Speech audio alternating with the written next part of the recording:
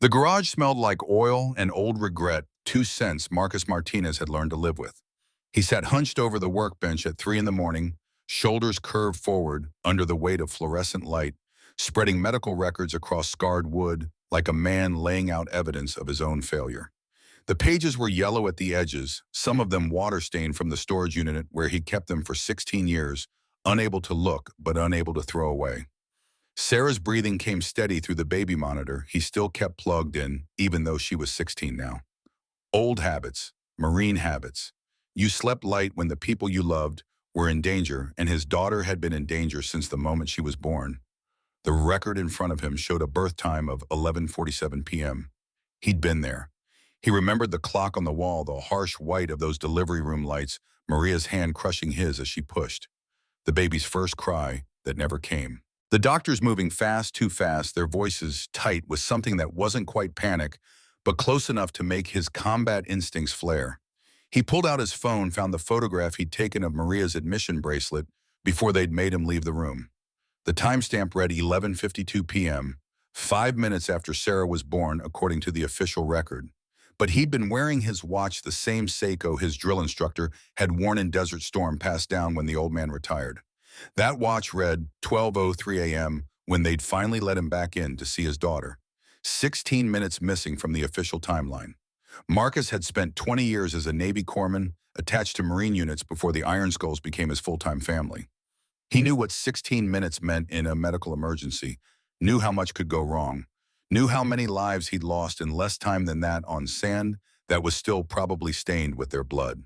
The next page showed the doctor's signature. Catherine Wells, chief of obstetrics. The ink was too dark compared to the rest of the document, the pressure inconsistent. He'd learned forgery detection from a master chief who'd spent 3 years investigating procurement fraud. This signature had been added later, photocopied maybe, or scanned and printed. Not original. His phone buzzed. Text from Cisco, the club's sergeant-at-arms. You sleeping? Marcus typed back, when do I ever 3 dots appeared, disappeared, appeared again. Finally found another one. Nurse from that night. Living in Albuquerque now. Name's Patricia Owens. Remarried twice. Works at a Walgreens. That made 4. 4 people who'd been in that delivery room, all of them scattered to different states within 2 years of Maria's death. One of them, the anesthesiologist, had wrapped his car around a tree in Montana 18 months after. Blood alcohol 3 times the legal limit, according to the police report. But the man's wife swore he'd been sober for 6 years. Marcus saved the information, added it to the spreadsheet he'd been building. 43 names connected to St. Michael's Medical Center in Austin on the night of March 15, 2009. 17 of them no longer working in medicine. 6 dead. 9 moved out of state.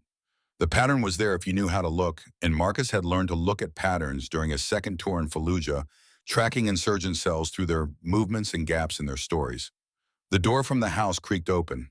Sarah stood silhouetted against the kitchen light, wearing one of his old Marine Corps t-shirts that hung to her knees. She wasn't supposed to be awake. He checked on her at midnight, watched her chest rise and fall in the darkness of her room, surrounded by the glow-in-the-dark stars they'd stuck to her ceiling when she was 8. She moved into the garage with the careful steps of someone who'd spent her whole life navigating a world that didn't announce itself. Her eyes found him, then dropped to the papers on his workbench. Her face so much like Maria's it still hurt to look at, sometimes tightened with recognition.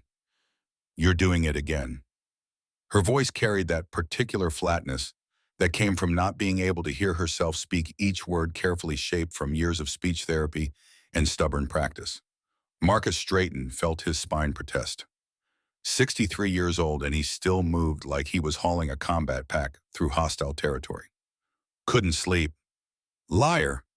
Sarah crossed to the workbench, her fingers trailing over the documents. She'd learned to read upside down when she was 12, a skill born from sitting across from doctors while they discussed her case like she wasn't there. Her eyes scanned the pages, that sharp intelligence she'd inherited from her mother, parsing information faster than most people could process. You found something. It wasn't a question. Sarah had always been able to read him better than anyone, even Maria, especially after Maria died. They'd learned each other's faces the way other people learned languages, every micro-expression a word, every shift in posture, a complete sentence. He pulled out the admission bracelet photo, showed her the timestamp, then the birth certificate with its doctored signature. Her jaw tightened, that muscle jumping just below her ear, the way it did when she was angry. She'd been getting angry more often lately, that 16-year-old fury at a world that had dealt her a bad hand and refused to explain why. What does it mean? Her hands moved as she spoke, signing the words simultaneously. She did that when she was stressed, doubling down on communication like she could force the universe to listen if she said things twice. Marcus considered lying, considered telling her it was nothing, just discrepancies in old paperwork, nothing to worry about. But Sarah deserved better than lies. She'd lived in enough silence already. It means someone changed the records. After the fact. To hide something that happened during your birth. Sarah's hands stilled. She stared at the documents, her breathing shallow. When she looked back up at him, her eyes were wet, but her voice stayed level. Something they did to Mom. Or to you. Or both. Marcus reached across the workbench, covered her hand with his. His palm was scarred and calloused, hers smooth except for the ink stains from the graphic novels she drew in her spare time. I'm going to find out what, I promise you that. You've been promising that for 16 years, Dad. No accusation in her tone. Just fact. Just the weight of time they'd both carried. Maybe it's time to stop looking. Maybe there's nothing to find. There's always something to find. You just have to know where to look. Marcus pulled up the spreadsheet on his phone, showed her the names. 4 people from that night, all of them ran. That's not coincidence. That's guilt. Sarah studied the list, her artist's eye catching details he might have missed. She zoomed in on one name, Patricia Owens, the nurse in Albuquerque. She got married 3 months after Mom died, to someone with a different last name, then divorced and married again within a year. People get divorced. Not that fast, not unless they're running from something or hiding from something. Sarah's fingers moved across the screen, pulling up social media profiles with the ease of someone who'd grown up digital. Look at this. She doesn't have any photos posted from Texas. Nothing. Her whole online life starts in New Mexico, like she erased everything before. Marcus looked at his daughter, this girl who'd learned to investigate the world because she couldn't hear it, and felt pride mixed with the familiar ache of guilt. She shouldn't have to be this sharp, shouldn't have to be this suspicious. She should have been a normal teenager, worried about colleges and boys and whether her art portfolio was good enough. Instead, she was helping him hunt for answers to questions that kept them both awake at night. His phone buzzed again. Cisco calling this time. Marcus answered, put it on speaker so Sarah could read his lips. Cisco's voice came through, rough like gravel in a blender. Prez, we got a problem. Someone's been asking questions about you at County General, specifically about why you're pulling old records. Marcus felt his stomach drop. Who time, lawyer type, wouldn't give a name. But the records clerk said she had St. Michael's Hospital letterhead on her business card. Sarah's eyes snapped to Marcus' face. St. Michael's had closed 5 years ago, folded into a larger hospital group after a series of malpractice suits. There shouldn't be anyone using that letterhead anymore. She say what she wanted. Just asked if Marcus Martinez had been making inquiries. When the clerk said she couldn't confirm or deny, the woman left a card. Said to call if anyone remembered anything about a birth in March 2009. Marcus's hand tightened on the phone. 16 years of digging through records, making quiet inquiries, following leads that went nowhere, and now suddenly someone was interested in his interest. That meant he was close to something. Meant someone was worried about what he might find. You still have that card. Took a photo, sending it now. The image appeared on Marcus's screen. Simple business card, white with black text. Catherine Wells, medical consultant. A phone number with an Austin area code. No company name. No law firm. Just a name and a number. Sarah saw it too. Her face went pale. That's the doctor. The one who signed my birth certificate. The one whose signature was forged. Marcus stared at the card, his mind working through possibilities. If Dr. Wells was reaching out, if she was making herself known, that meant one of two things. Either she wanted to silence him before he found something, or she wanted to talk. Marines learn to trust their instincts in combat. The gut feeling that said, don't turn that corner, don't open that door, don't trust that local who's smiling too wide. Marcus' instincts were screaming now, but he couldn't tell if they were screaming danger or opportunity. You're going to call her. Sarah said it, flat statement, not question. I'm going to call her, and you're taking me with you when you meet. Marcus opened his mouth to argue, to tell her it was too dangerous, that he'd kept her safe for 16 years and wasn't about to stop now. But Sarah's face held that stubborn set he recognized from every mirror. She was Maria's daughter, all right. Maria, who'd argued her way into letting him propose in a hospital chapel between his deployments. Maria, who'd refused to leave Texas even when the pregnancy got complicated, who'd insisted on having their baby at St. Michael's because it was the closest to their apartment. Maria, who died because of choices Marcus had let other people make. If I say no, you'll find a way to come anyway. Probably. Sarah's lips quirked in something that wasn't quite a smile. I'm 16, rebellious teenage phase. Very dangerous. You're the most dangerous thing in my life, and you know it. Good. Sarah picked up the business card photo, studied it like she was memorizing every pixel. So we call her tomorrow. Tonight. People who want to talk at 3 a.m. are either desperate or scared. Either way, they're honest. Marcus dialed the number before he could second-guess himself. The line rang once, twice. On the third ring, a woman's voice answered, rough, like she'd been crying or smoking or both. You got my card. Marcus put the phone on speaker, watched Sarah lean in to read the woman's lips, even though she couldn't see her face.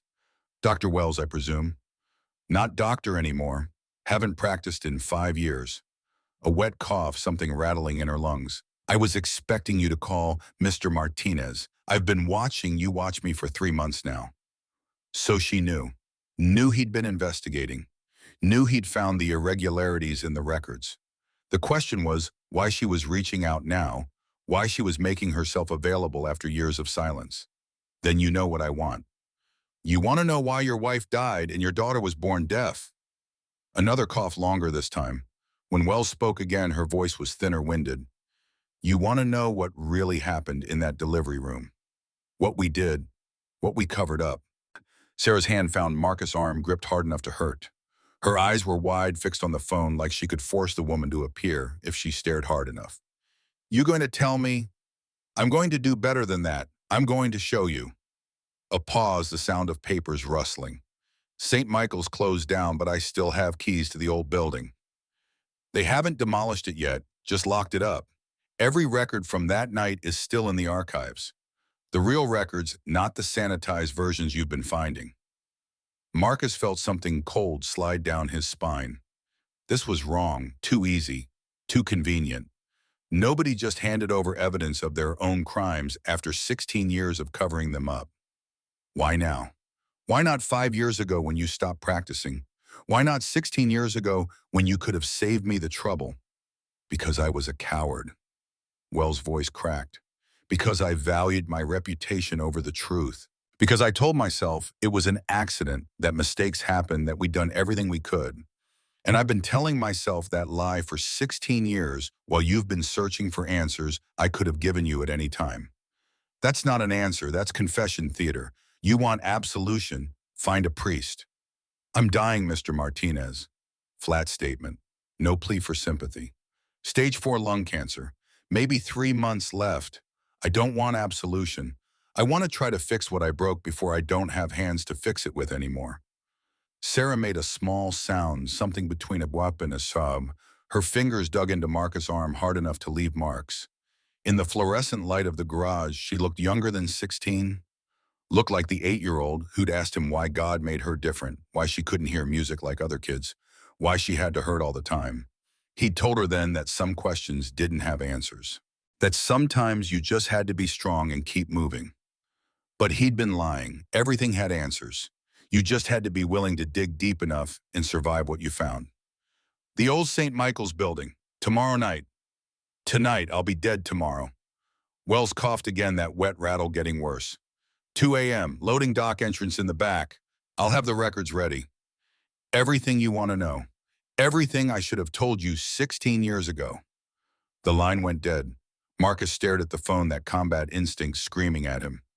This was an ambush. Had to be.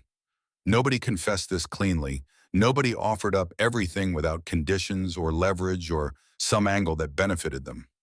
But Sarah was looking at him with those eyes that were too old for 16 and he could see she was already planning to go with or without him. Better to walk into an ambush you saw coming than let your kid walk into one blind. We tell Cisco, bring backup. No, was Sarah's voice sharp. If she sees a bunch of bikers, she'll run. This has to be just us. That's how people die, Sarah. Going into situations just us. Then we die learning the truth. She stood, collected the medical records from the workbench, started organizing them back into their folders with the neat precision she brought to everything. I've spent 16 years not knowing why I'm like this. Why mom died. Why you've been tearing yourself apart at trying to find answers. If there's even a chance this woman is telling the truth, we have to take it. Marcus wanted to argue, wanted to tell her she was wrong, that safety mattered more than truth, that he'd already lost Maria and couldn't lose her too. But the words died in his throat because they both knew he was going to do exactly what she wanted. Because Sarah was right. They were both tired of not knowing. The hours between 3 a.m. and midnight moved like years. Marcus tried to sleep, managed maybe 90 minutes before the nightmares pulled him back up. Dreams of delivery rooms that turned into combat zones of Maria bleeding out, while doctors stood frozen of Sarah screaming in a voice he'd never actually heard, because by the time she was old enough to scream, she couldn't hear what screaming sounded like. He gave up on rest, went for a ride instead. Let the motorcycle eat up empty highway miles while the sun came up, painting Austin in shades of orange and gold that made the city look cleaner than it was. Past the spot where St. Michael's used to be, that 5-story brick building, now dark and empty, windows boarded up, parking lot grown over with weeds. It looked like every abandoned hospital he had ever seen. Forgotten, left to rot, the kind of place where secrets went to die. His phone rang. Cisco. You're making a mistake, Prez. Probably. Marcus downshifted, took the exit that would loop him back toward home. Wouldn't be my first. Sarah told me where you're going tonight, what you're doing.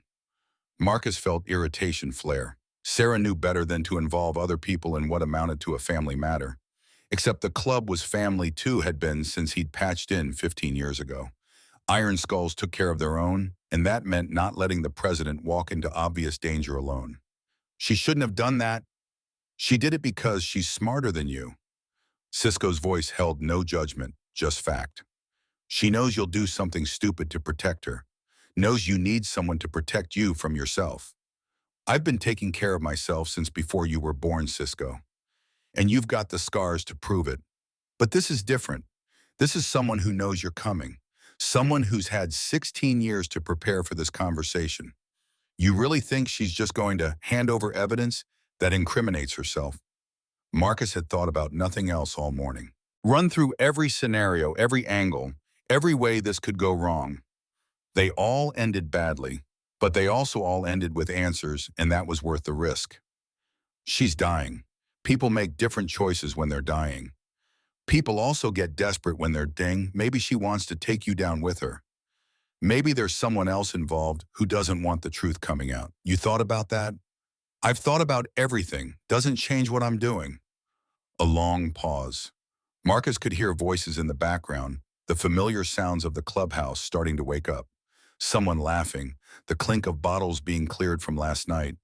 Life happening normally while his was about to pivot on whatever Dr. Catherine Wells had waiting for him.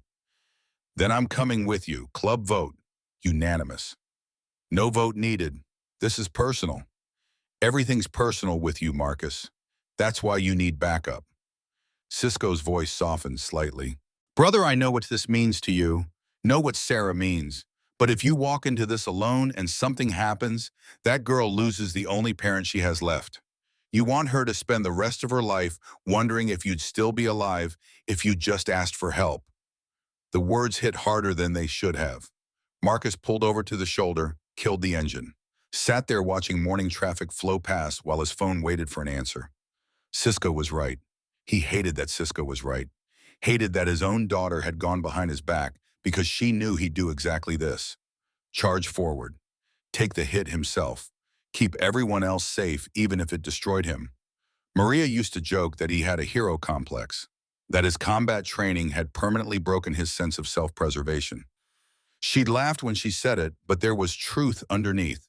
He'd volunteered for every dangerous deployment, taken every risky assignment. Put himself between bullets and brothers so many times it became reflex. And when Maria died, when Sarah was born deaf and in pain, he'd taken that failure personally too.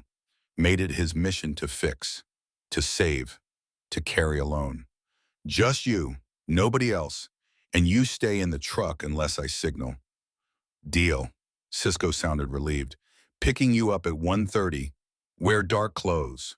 The line went dead before Marcus could change his mind. He rode home slowly, taking surface streets instead of the highway. Past the elementary school Sarah had attended, where teachers had learned sign language to accommodate her. Past the park where he'd pushed her on swings for hours, watching her laugh in complete silence. Past the diner where they still ate breakfast most Saturdays, where waitresses knew to approach from the front so Sarah could see them coming. 16 years of routine.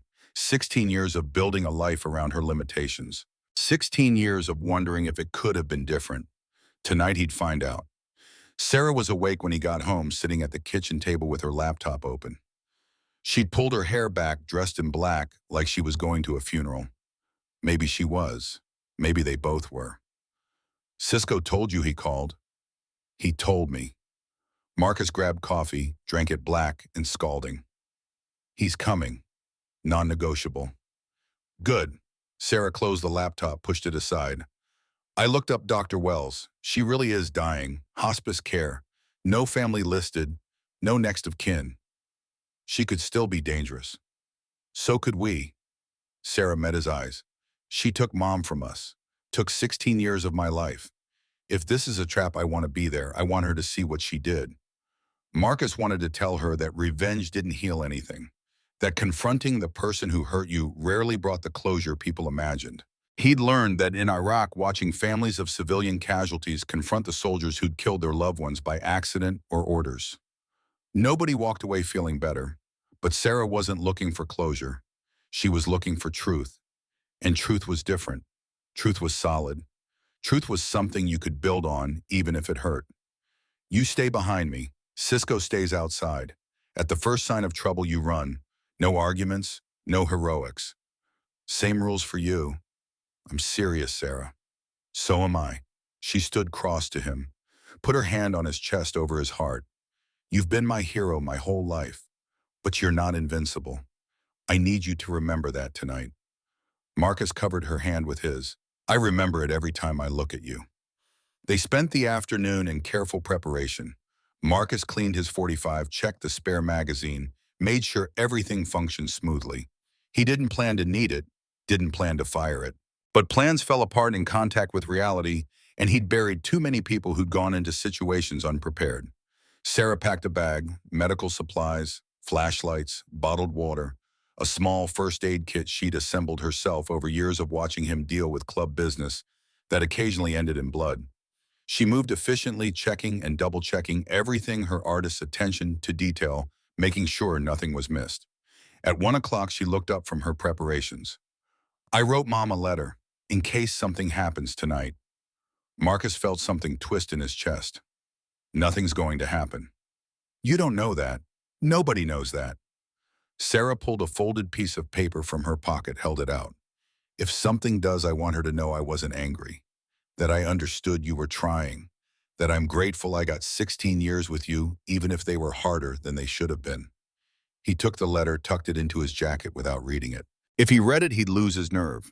Would tell Cisco to stand down, would cancel the meet, would go back to the slow investigation that took years but kept everyone safe.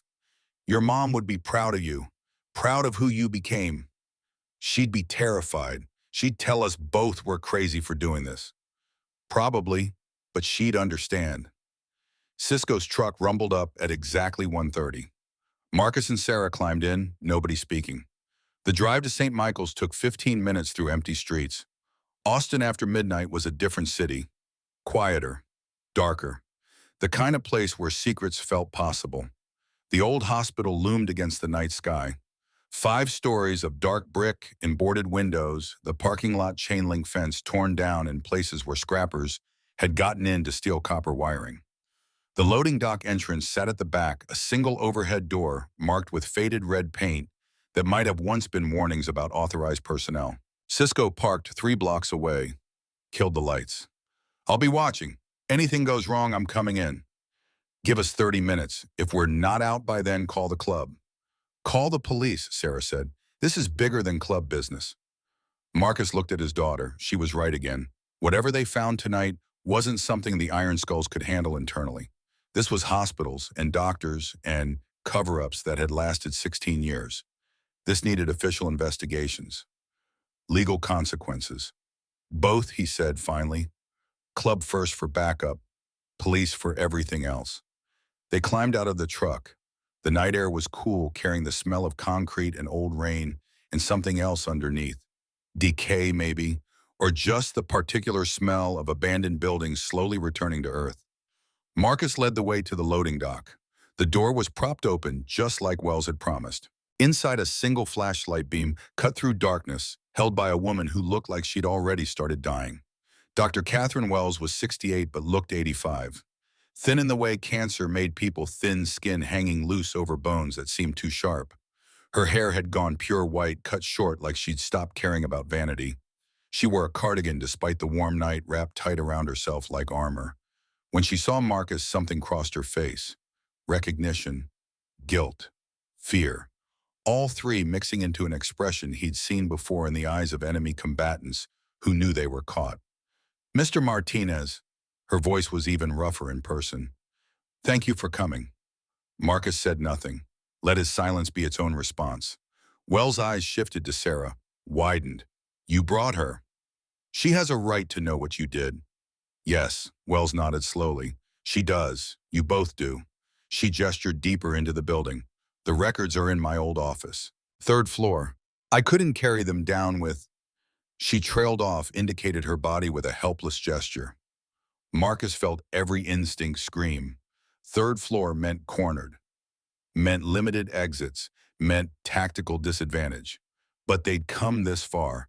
Backing out now meant 16 more years of wondering. After you. Wells led them inside.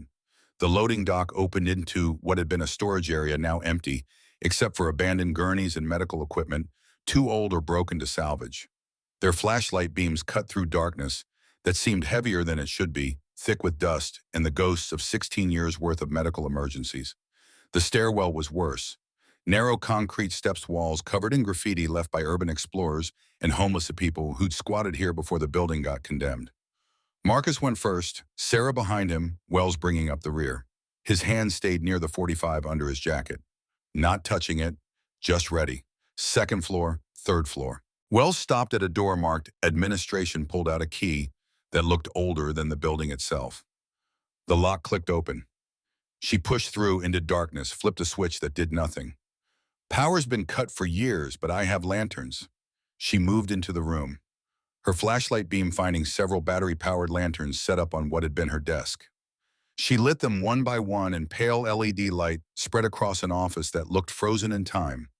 Diplomas still on the walls, photos of smiling medical staff, a potted plant dead in its pot dried to brown sticks, and on the desk 3 boxes full of file folders. Everything from the night your wife died, everything we covered up, everything you wanted to know. Wells sank into her office chair like the climb had drained whatever energy she had left. I'm going to tell you what happened, and then I'm going to offer you something. A choice, the only thing I have left to give. Marcus moved to the desk, started pulling out files. Sarah joined him, both of them scanning pages by lantern light. What they found made Marcus's hands start to shake. Not just medical records, research protocols, consent forms that Maria had never signed, drug trial documentation for a medication called Nexpraxin designed to prevent postpartum hemorrhaging. Except the trial wasn't FDA approved, wasn't sanctioned by any medical board, was pure experimental research funded by a pharmaceutical company called Helios Medical Solutions. Sarah found the page that explained everything. Her hands trembled as she held it up to the light. Subject 23, Maria Martinez, 32 weeks pregnant, no complications. Administered 40 milligrams Nexpraxin at onset of labor per protocol. Severe adverse reaction at delivery. Subject expired 11:58 p.m. Infant survived but presenting with auditory nerve damage and foreign body complication. Foreign body complication. Marcus looked up at Wells. What does that mean, foreign body? Wells' face was gray in the lantern light. The drug caused a reaction. Your wife started hemorrhaging. We tried to stop. It tried everything, but the bleeding wouldn't stop. She was conscious at first, screaming.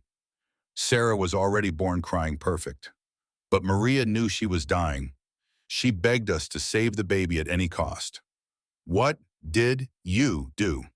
There's a procedure, emergency treatment for infants exposed to ototoxic drugs. You implant a device, a small medical pump directly into the ear canal. It delivers protective medication to the auditory nerve. We were supposed to remove it after 72 hours. Sarah made a sound like she'd been punched. Marcus caught her as she swayed, held her upright with one arm while rage turned everything red at the edges of his vision. You left it in her for 16 years. We forgot, Wells' voice broke. In the chaos of your wife dying, of covering up the trial, of falsifying records, we forgot there was a device in your daughter's ear.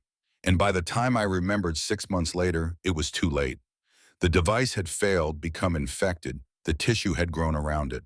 Trying to remove it would have destroyed her inner ear completely.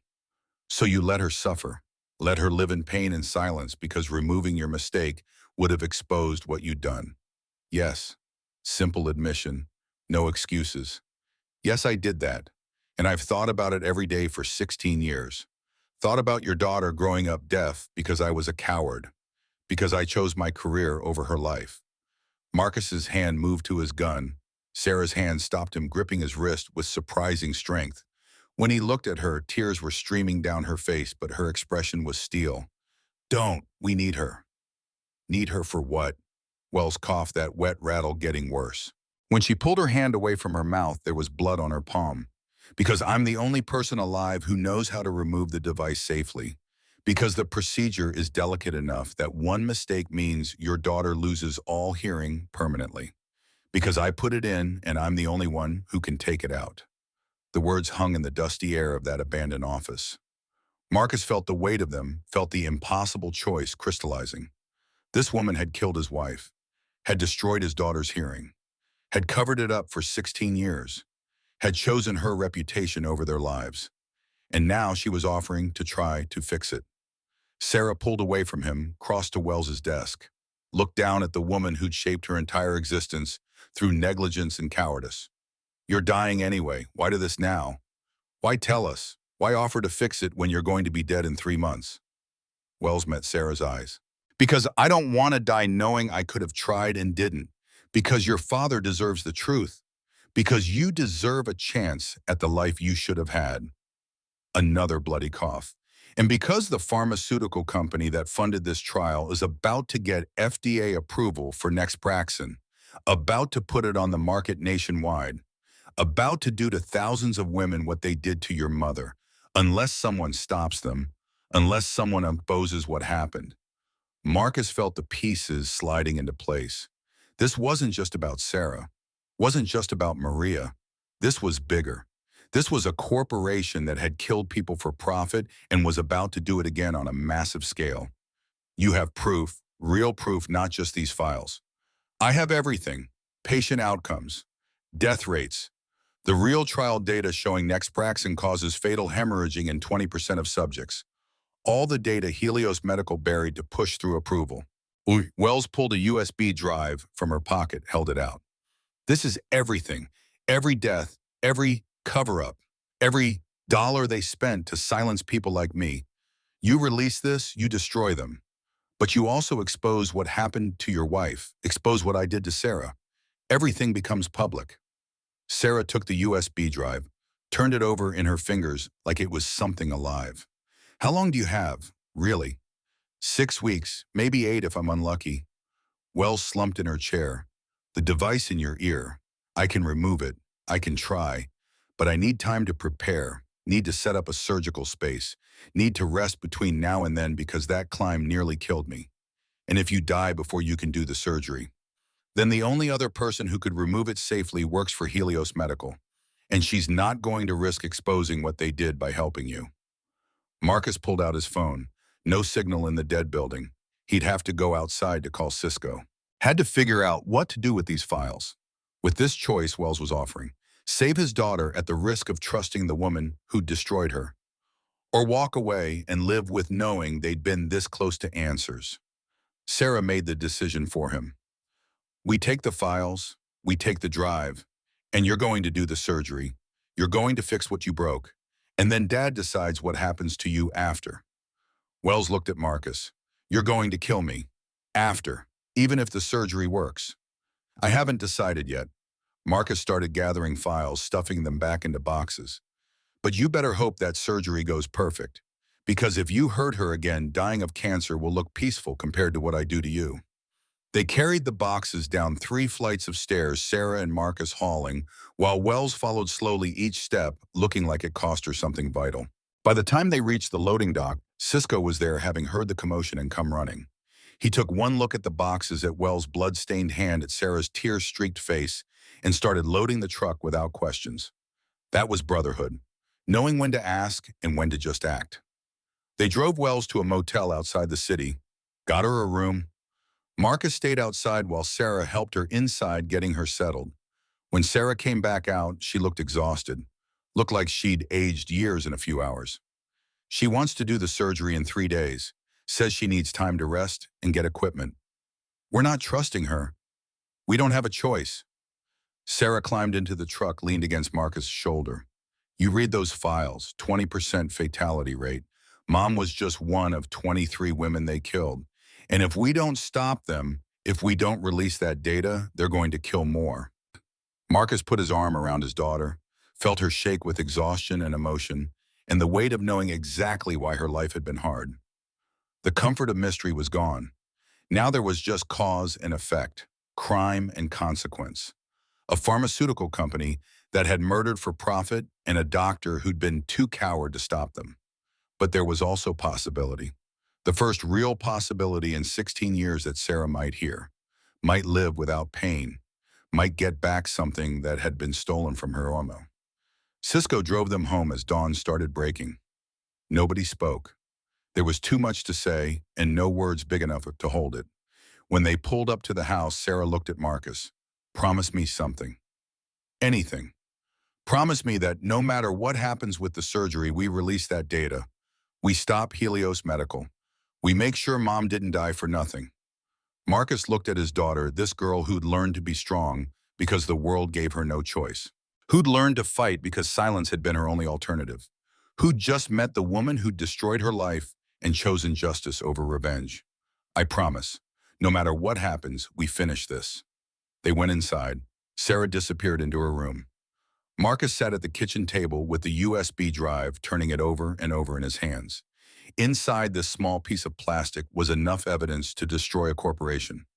Enough truth to honor Maria's death. Enough justice to maybe make 16 years of pain mean something.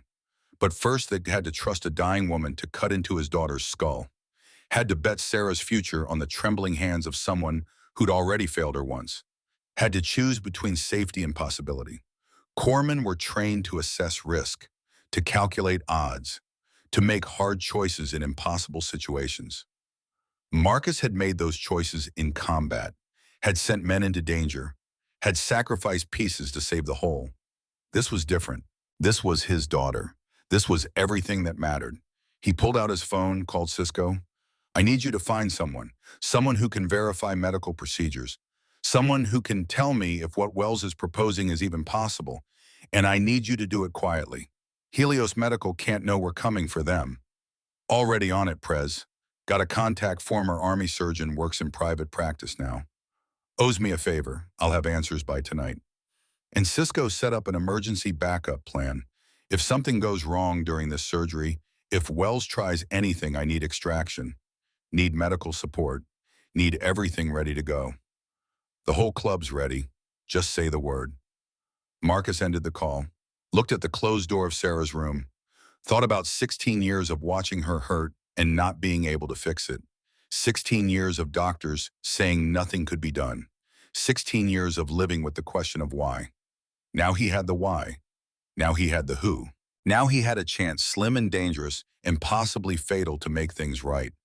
The sun was fully up when Sarah emerged from her room. She'd showered, changed clothes, pulled herself together with the resilience he'd watched her build year by year. She sat across from him at the table, looked at the USB drive between them. What do we do first? We verify everything.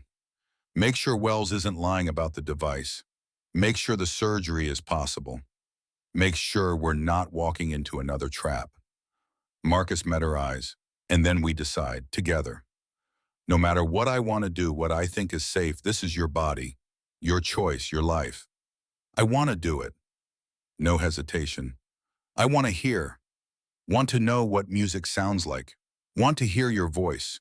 Want to live without pain. She reached across the table, covered his hand. But more than that, I want those files released. Want Helios Medical destroyed. Want Mom's death to mean something.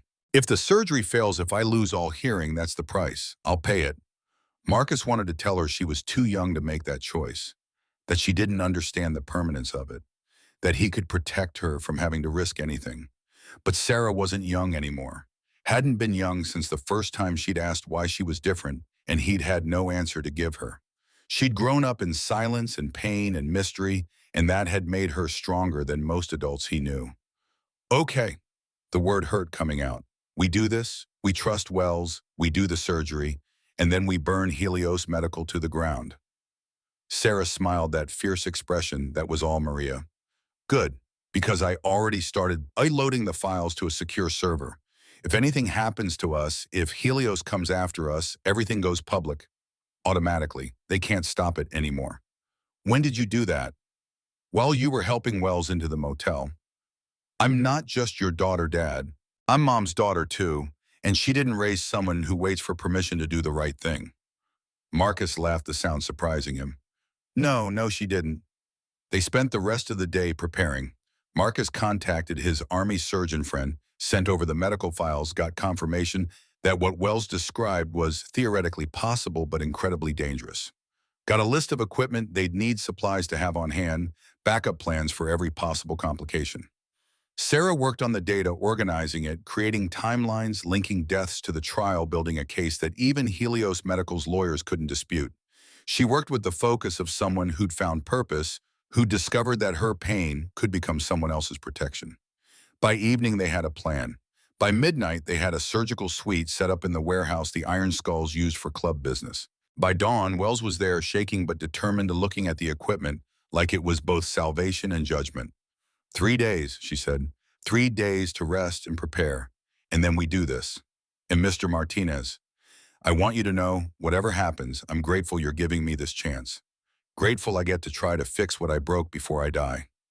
Marcus looked at the woman who had killed his wife, who'd destroyed his daughter's hearing, who'd chosen cowardice over courage for 16 years, and he felt no gratitude, no forgiveness, just cold determination. You don't get gratitude. You don't get forgiveness. You get one chance to do this right. And if you fail, if you hurt her, I will make sure your last days are spent in agony. That's not a threat. That's a promise, Wells nodded. I understand, and I accept those terms. Sarah stepped between them. 3 days. We prepare, we rest, and then we change everything. For Mom, for the 22 other women who died, for every woman who would have died if we didn't stop this. Marcus looked at his daughter, this girl who'd become a warrior without ever holding a weapon, who'd turned her pain into purpose, who'd learned to fight by first learning to survive. 3 days, he agreed, and then we finish what they started 16 years ago. One way or another, this ends. The warehouse smelled like disinfectant and motor oil, 2 scents that shouldn't mix, but did in the space the Iron Skulls had claimed as surgical theater. Marcus stood in the doorway watching Wells and her borrowed nurse, a woman named Patricia Owens, who'd flown in from Albuquerque with eyes that never stopped apologizing, arrange instruments on steel tables. 3 days had passed since that meeting in the abandoned hospital. 3 days of Wells getting weaker, of Sarah getting quieter, of Marcus running through every scenario where this went wrong. Cisco approached from behind, boots heavy on concrete. His voice dropped low enough that only Marcus could hear. Still time to call this off. Take Sarah to Mayo Clinic. Let real surgeons handle it. Marcus didn't turn around. Real surgeons will ask questions. Questions lead to investigations. Investigations lead to Helios Medical finding out we have their data before we're ready to release it. So we release it now, tonight. Burn them before they know we're coming. And Sarah stays deaf, stays in pain, lives the rest of her life knowing we had a chance to fix it and chose revenge instead. Marcus finally looked at Cisco. Would you make that choice if it was your kid? Cisco's jaw worked. He had 3 daughters, all under 10. Marcus watched the calculation happen behind his eyes. Watched him run through the same impossible math Marcus had been running for 3 days straight. No, I wouldn't. Cisco pulled out his phone, showed Marcus a screen. But I'd have this ready. One button. Sends everything to the FBI, CDC, every major news outlet. Something goes wrong in there. Something happens to Sarah. I push it. Helios Medical burns before Wells's body goes cold. Marcus took the phone, studied the draft email with its 247 attachments. 16 years of evidence compiled into one weapon. He handed it back. Don't push it until I tell you. We expose Helios wrong and they'll bury it in lawsuits and settlements. We need this clean. Need it ironclad. Need Sarah's testimony that the device in her ear came from their trial. She can't testify if she's dead. The words hit like a gut punch because they were true. Because Marcus was betting his daughter's life on a woman whose hands shook from cancer and guilt. Because he'd spent 20 years keeping people alive in combat zones, and now he was voluntarily putting Sarah on an operating table in a warehouse. Sarah appeared in the doorway behind them, dressed in the hospital gown Wells had requested. Her feet were bare against concrete, hair pulled back, face scrubbed clean. She looked impossibly young and impossibly old at the same time. It's time, her voice steady. Not a question. Statement of fact. Wells crossed from the surgical area, moving slowly. 3 days of rest had helped, but she still looked like death walking. Her eyes found Sarah's face and something crumbled in her expression. You look like your mother. I didn't see it before, but I see it now. Same eyes, same determination. Wells' voice cracked. Maria fought so hard to stay alive. Fought right up until her heart stopped. She made me promise to save you. Made me swear. And I did save you that night. I just didn't finish the job. Sarah's hands moved, signing as she spoke. You killed her. You destroyed my hearing. You took 16 years from both of us because you were too coward to admit what you'd done. No anger in her tone, just fact. But you're here now, you're trying. So let's finish what you started. Let's actually save me this time. Marcus watched Wells absorb the words, watched her nod once sharp and final. Then she turned to him. 6 hours minimum, possibly longer. The device has been in place for 16 years. Tissue has grown around it. Scar tissue, infection. The ear canal has essentially healed around a foreign object that was never meant to stay in place. Wells pulled out a tablet, showed him scans they'd taken 2 days ago at a clinic Cisco knew. See here, the device is pressed against the tympanic membrane and potentially the ossicles. One wrong move, and Sarah loses structural integrity in the middle ear. Best case, permanent conductive hearing loss. Worst case, damage cascades to inner ear structures. Then don't make a wrong move. Mr. Martinez, I need you to understand the risks. There's a 30% chance of total hearing loss. 15% chance of facial paralysis if I damage the facial nerve that runs through the middle ear. 5% chance of meningitis if bacteria from the device spreads during extraction. And given my condition, given how much my hands shake, those percentages go up. Sarah stepped forward. What's the chance I hear if we do nothing? 0. What's the chance the pain stops if we do nothing? Wells hesitated. It will get worse. The device is failing. The infection is spreading. Within a year, maybe 2, you'll need emergency surgery anyway. But by then, the damage will be catastrophic. So we do it now. Sarah looked at Marcus. With someone who knows what they're doing, with someone who put it in and knows how to take it out. We do it now while we still have a choice.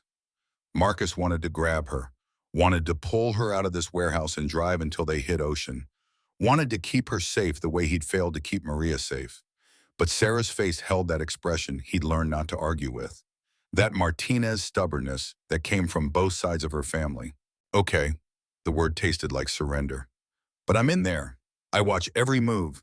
And if anything goes wrong, if I see you hesitate or shake or make a mistake, I stop this. No arguments. Wells nodded.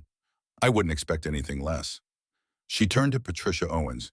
Get her prepped. Local anesthesia only for the ear canal, light sedation to keep her calm. She needs to be able to respond during the procedure. The next 20 minutes move like drowning. Sarah on the table positioned on her right side, left ear facing up. Patricia starting an IV running fluids checking vitals. Wells scrubbing in her hands shaking as she cleaned them as she pulled on gloves that looked too big for her wasted frame. Marcus gowned and gloved positioned himself where he could see everything. He'd assisted in field surgeries before held retractors while doctors worked on soldiers with their guts hanging out. But this was different. This was Sarah. This was everything that mattered spread out under surgical lights in a warehouse that smelled wrong and felt wrong and was probably going to end in disaster. Cisco stood by the door with his phone. Marcus could see the email draft still open, one button push away from burning Helios Medical, one button away from making Sarah's suffering mean something even if she didn't survive to see it. Wells positioned the surgical microscope, a borrowed piece of equipment that had cost the Iron Skulls $15,000 in favors. She adjusted the focus, her breathing audible through the mask. Sarah, I need you to stay completely still. Any movement, any flinch, and I could damage structures we can't repair. Can you do that? Sarah's eyes found Marcus. He moved to where she could see him, where his face would be the last thing she saw before Wells started cutting. I can do it, Sarah's voice steady. I've been still for 16 years. I can be still for 6 more hours. Wells picked up the first instrument, a tiny hook-shaped tool designed for ear surgery. Her hands shook, steadied, shook again. Patricia moved closer, ready to assist, ready to stabilize if needed. Beginning external canal examination. Wells' voice shifted, became clinical. Became the doctor she'd been before cowardice broke her. I can see the device through the scope. It's deeper than I remembered. The wax buildup is extensive. Sarah, you're going to feel pressure. Tell me if it becomes pain. The first touch of instrument to ear canal. Sarah's body went rigid. Marcus saw her hands clench, saw her jaw tighten. But she didn't move, didn't flinch, just breathed through whatever sensation she was feeling. Removing surface wax, creating access pathway. Wells worked with painful slowness, each movement deliberate. The canal is narrower than normal. Years of inflammation. The device has essentially become part of her anatomy. Marcus watched the monitor showing the microscope's view, saw the dark mass of the device wrapped in layers of hardened wax and tissue, saw how close it sat to structures that looked impossibly delicate. One slip, one wrong angle, one moment of Wells's hands betraying her. I'm at the device, beginning excavation of surrounding tissue. Wells switched instruments, picked up something that looked like a miniature scalpel. This is where it gets dangerous. The device has eroded through the canal wall in places. It's touching bone, touching membrane. Sarah made a sound small and sharp. Her hands unclenched, reclenched. Patricia checked her vitals, nodded to Wells. Heart rate elevated but manageable. Blood pressure stable. Pain present but tolerable. Marcus leaned closer. You okay? Sarah's eyes met his. She nodded once. Couldn't speak because speaking meant moving, but her eyes said everything. Said keep going, said don't stop, said I can handle this. Wells cut into tissue, separating device from canal wall. Blood welled up, obscuring the microscope view. Patricia suctioned, clearing the field. More blood, more suction. The monitor showed red washing over everything. Bleeding more than expected. The tissue is friable, infected. Years of low-grade infection have weakened everything. Wells' voice tighter now. I need to work faster than I wanted. Need to get the device out before the bleeding obscures everything completely. How much faster? Risky faster. The kind of faster that increases the chance of nerve damage. Wells didn't look away from the microscope. But if the bleeding doesn't stop, we'll have to abort, and Sarah lives with this for the rest of her life because we can't try again. Marcus looked at Sarah. Her eyes were wet but focused. She gave the smallest nod. Permission, trust, the kind of faith that would destroy him if this went wrong. Do it. Fast and careful, but do it. Wells' hands moved quicker. The microscopic instruments working at speeds that seemed impossible for someone dying of cancer. Marcus saw her training taking over, saw muscle memory from 30 years of surgery overriding the weakness in her body. She cut and suctioned, and excavated, peeling back layers of tissue that had grown around the device like a body trying to wall off an invader. I can see the pump mechanism, see the reservoir. It's empty, ran out of medication years ago, which means Sarah has been living with an inert piece of plastic and metal pressed against her eardrum for God knows how long. Wells' voice carried disgust. This should have been removed after 72 hours. 72 hours. Instead, it's been 16 years. Sarah's body started to shake. Not movement, just tremors running through her, adrenaline and pain and endurance hitting their limits. Patricia increased pain medication through the IV. Marcus moved closer, put his hand where Sarah could see it, where she could know he was there. Almost done, baby. Almost through. Device is mobile. I can manipulate it, but it's adhered to the tympanic membrane. If I pull wrong, if I use too much force, the membrane ruptures, and that's permanent conductive hearing loss, even if the nerve is intact. Wells switched instruments again, something that looked like miniature forceps. This is the moment. This is where I succeed or fail.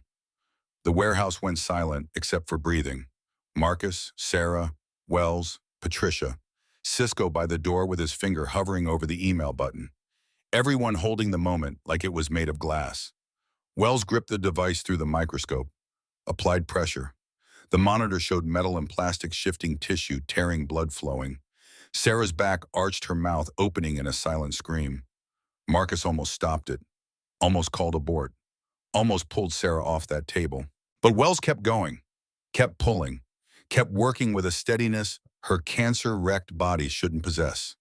The device moved, millimeter by millimeter, separating from bone and membrane and canal wall. It's coming. It's actually coming. Wells' voice shook with something like wonder. Sarah, I need you to stay still just 30 more seconds. 30 seconds and this is over. Sarah's hands found the edge of the table, gripped hard enough that her knuckles went white. Tears streamed down her face, disappearing into the sterile drapes. But she held still. Held perfectly, impossibly still. Wells pulled. The device came free. Small and ugly and covered in blood and tissue, looking nothing like the medical miracle it was supposed to be. Looking exactly like the mistake it had always been. Wells held it up to the light, this thing that had lived inside Sarah's head for 16 years. This thing that had stolen sound and given pain. It's out. Dear God, it's out. Patricia suctioned the surgical field. Wells examined the canal through the microscope, looking for damage, looking for complications that would mean they'd traded one problem for another. Marcus watched the monitor, saw raw tissue and exposed bone and structures that looked too fragile to have survived. The tympanic membrane is intact, bruised, perforated in one small area, but that should heal. The ossicles are mobile. Nothing's broken, nothing's severed. This shouldn't be possible, but it is. Will she hear? Marcus heard his own voice crack on the question. I don't know. The nerve damage from 16 years of pressure, from the infection, from the medication the device was dispensing before it ran dry.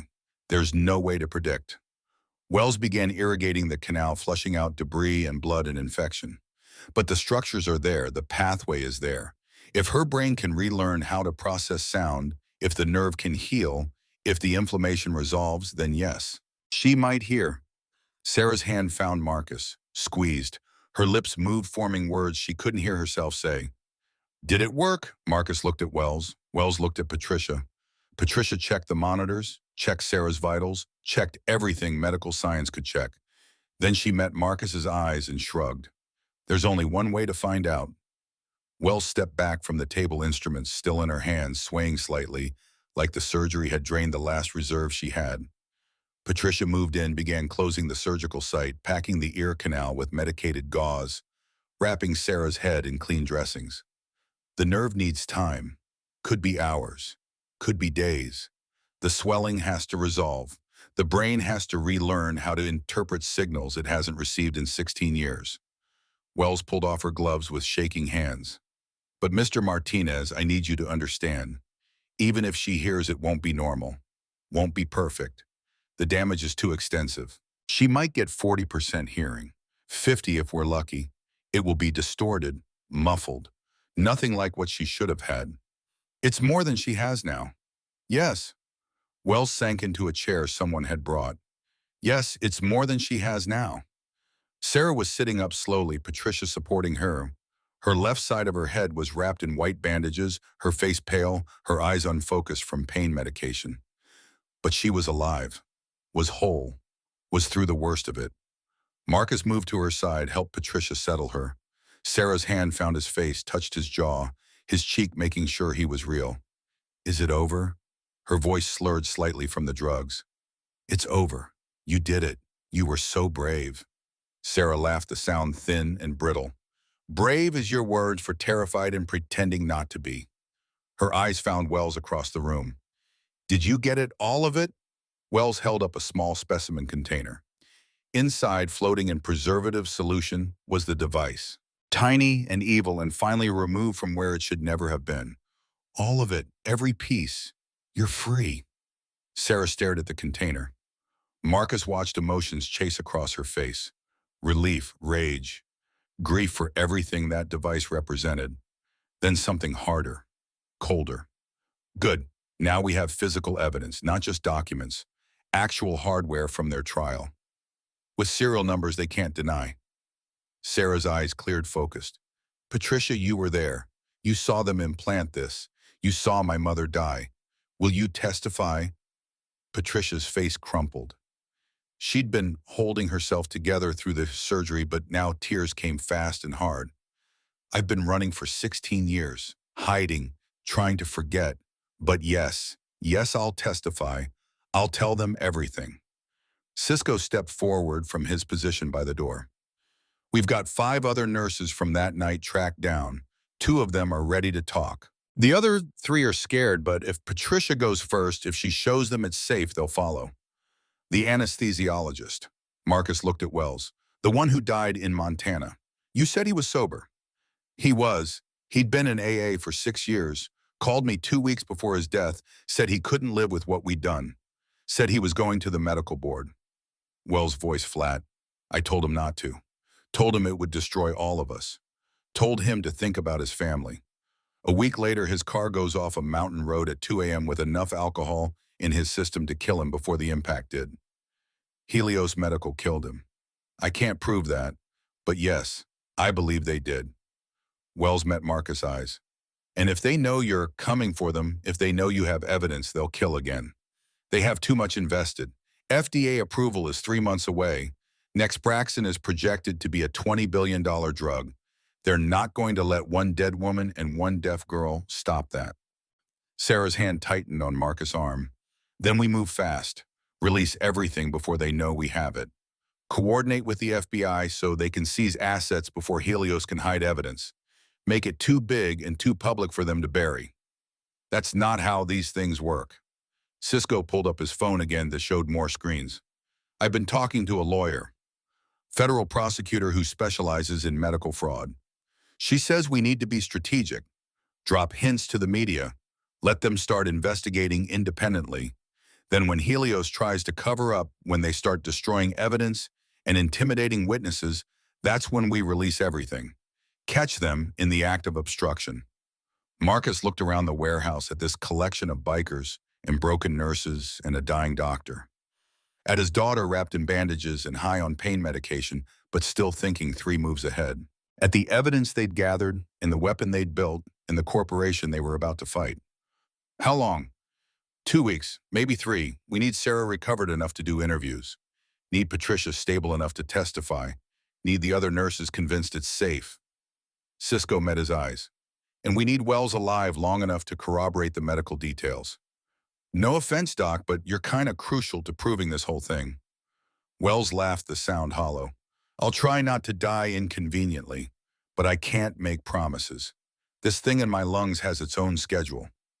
Sarah struggled to her feet, Patricia trying to stop her, Marcus reaching to steady her.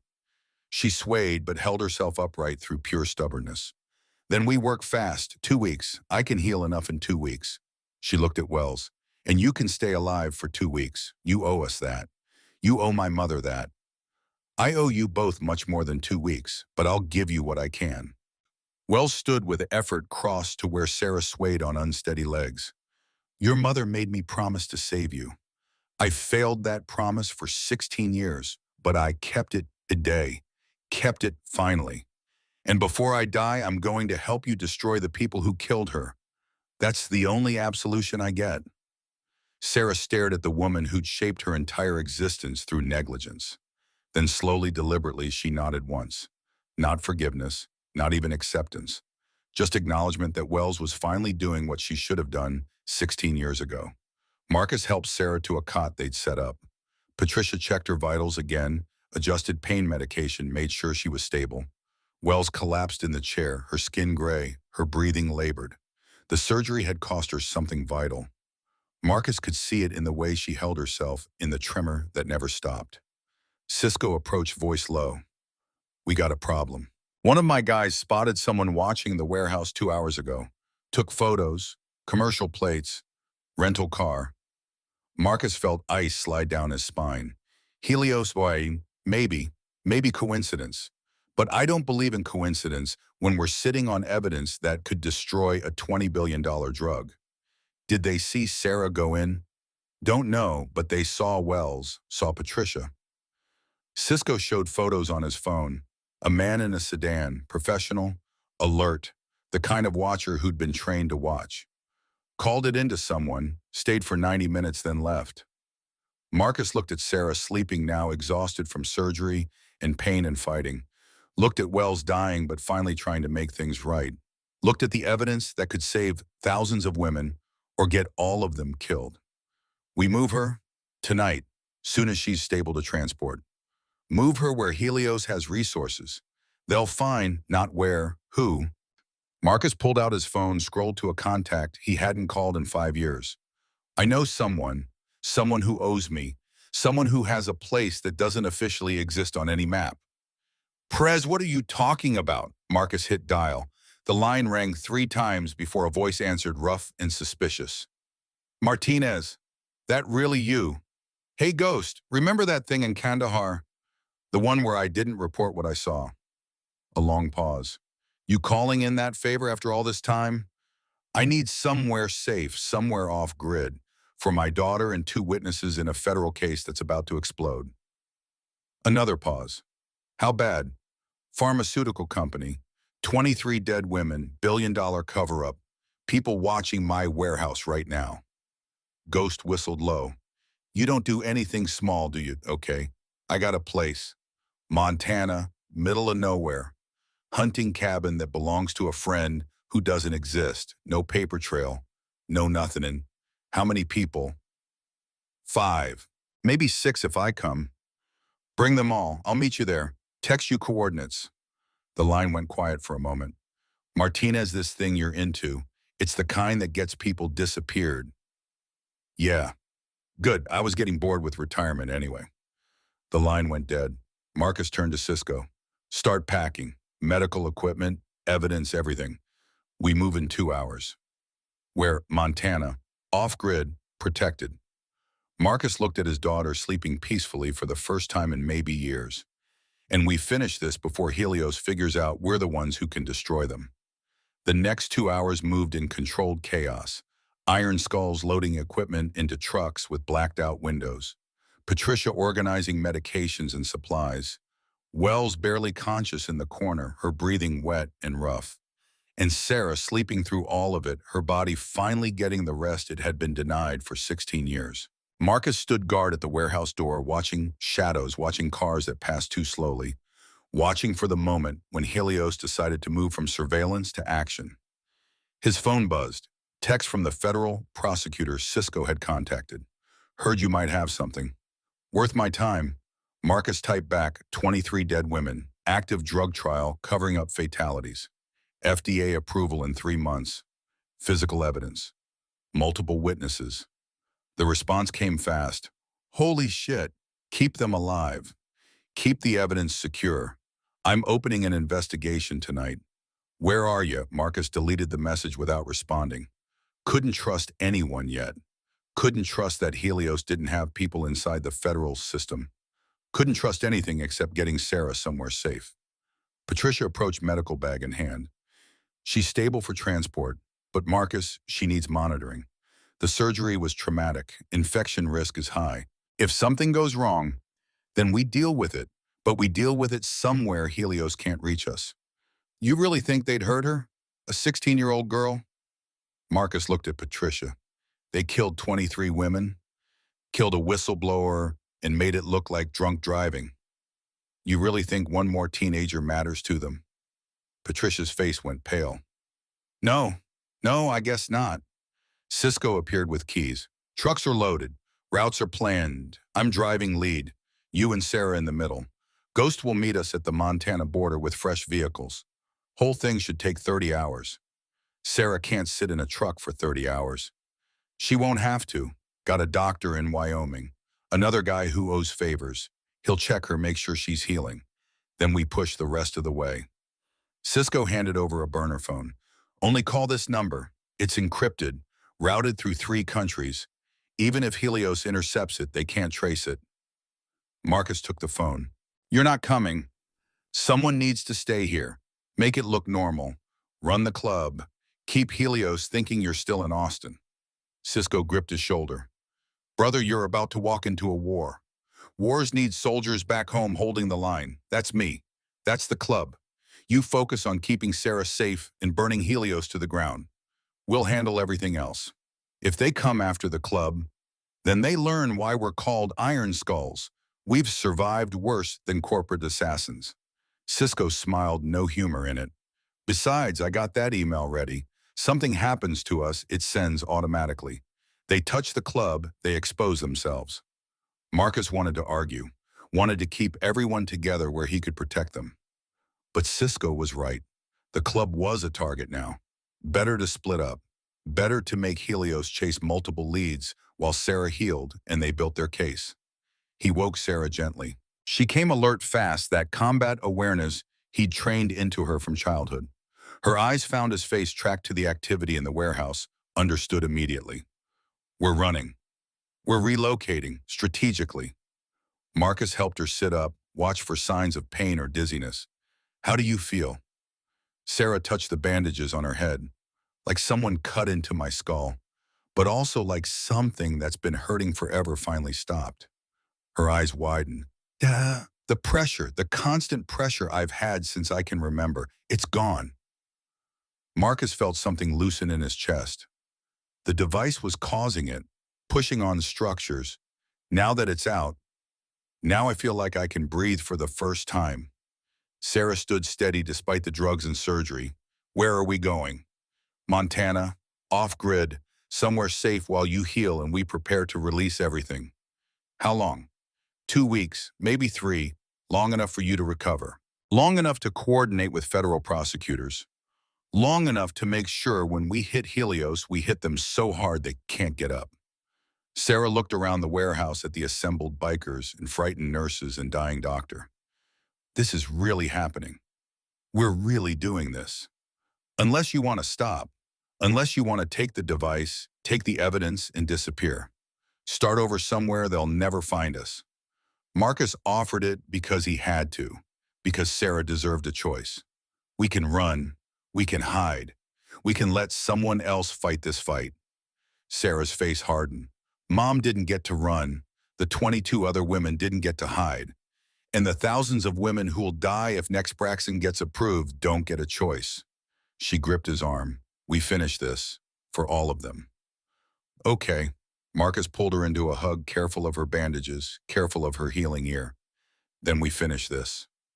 They loaded into trucks as midnight came. Sarah in the middle vehicle with Patricia medical equipment within reach. Wells in the rear truck, barely conscious, a medic from the club monitoring her vitals. Marcus rode shotgun in the lead vehicle, watching mirrors, watching shadows, watching for a pursuit that would force them to fight before they were ready. The drive out of Austin felt like escaping enemy territory. Every car that followed too long. Every vehicle that matched their speed. Every shadow that moved wrong. Marcus's hand stayed near his .45, ready for the moment when Helios decided surveillance wasn't enough. But they made it to the city limits. Made it to the highway. Made it to open road where distance became their friend and darkness their ally. Cisco's voice came through the encrypted radio. You're clear. No pursuit visible. I'll maintain watch from here. Stay safe, brother. You too, Prez. And Marcus, make them pay. For Maria, for Sarah, for all of them. Marcus keyed off the radio, looked at the dark highway stretching toward Montana and safety, and the 2 weeks they'd need to prepare for war. Behind them, Austin disappeared into darkness.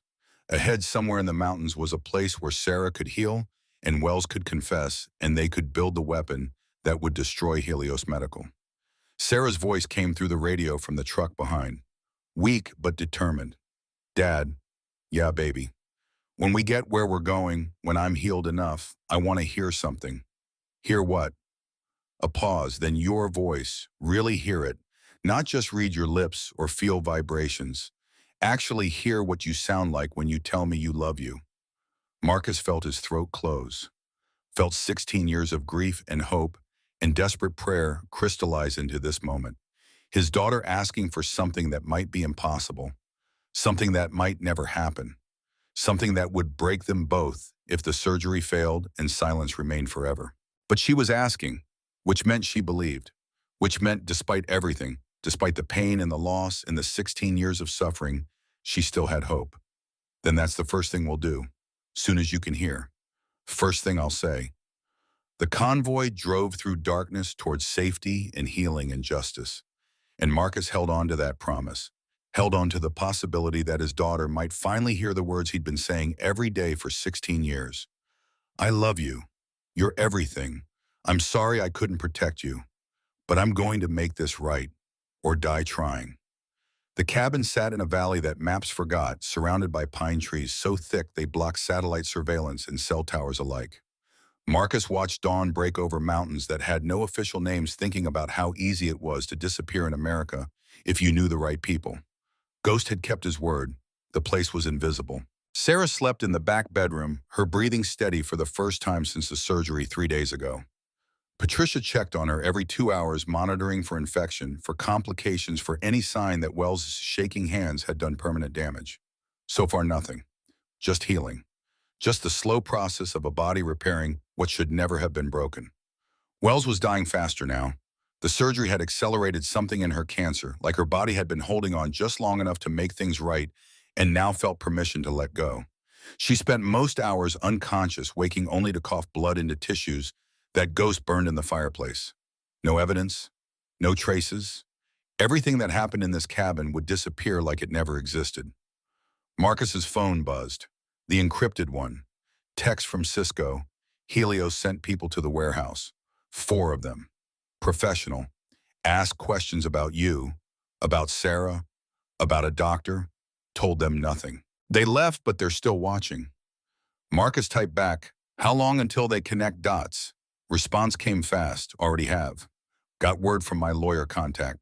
Helios filed emergency motion to suppress evidence in a case that doesn't officially exist yet.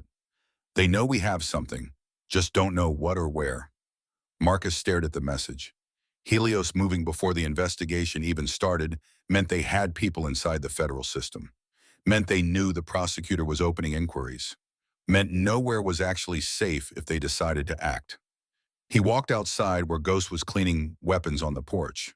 Former Delta, 20 years of wet works here the government would never acknowledge. He'd retired to Montana to hunt elk and forget the things he'd done in places that didn't officially exist. Now he was back in the life because Marcus had saved his career in Kandahar by not reporting what really happened during a particular operation. We got a timeline problem. Marcus showed him the message. Ghost read it, his scarred face expressionless. How fast can Sarah recover? Patricia says minimum 10 days before she's stable enough for travel and interviews. Infection risk is too high before then. Helios won't wait 10 days. They'll find this place or they'll force you out.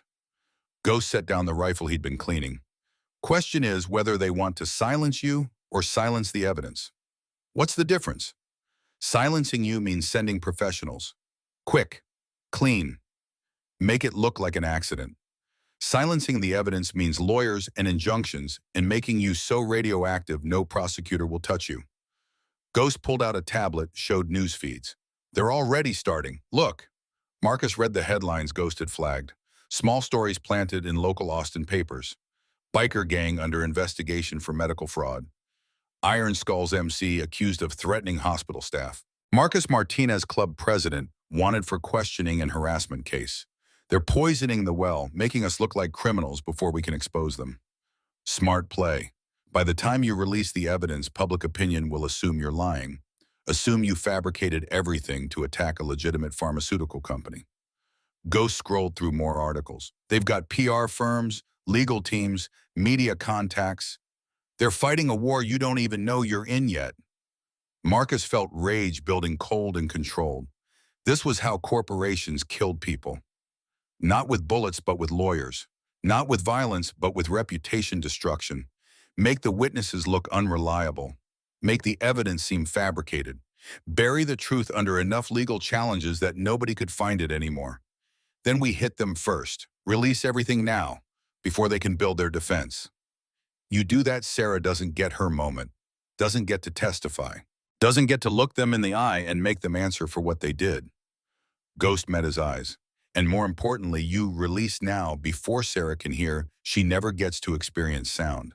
Never gets to know if the surgery worked. You willing to make that choice for her? Marcus wasn't. Couldn't. Sarah had asked for one thing. To hear his voice. To know what love sounded like when it wasn't just vibrations and lip reading. He couldn't take that from her, just because Helios was moving faster than expected. The cabin door opened. Patricia stepped out, her face tight with concern. Marcus, you need to see this. He followed her inside to Sarah's room. His daughter was awake, sitting up, touching the bandages on her head with careful fingers. But her face held an expression Marcus had never seen before. Confusion mixed with wonder, mixed with something close to fear. Dad, her voice uncertain. Something's happening.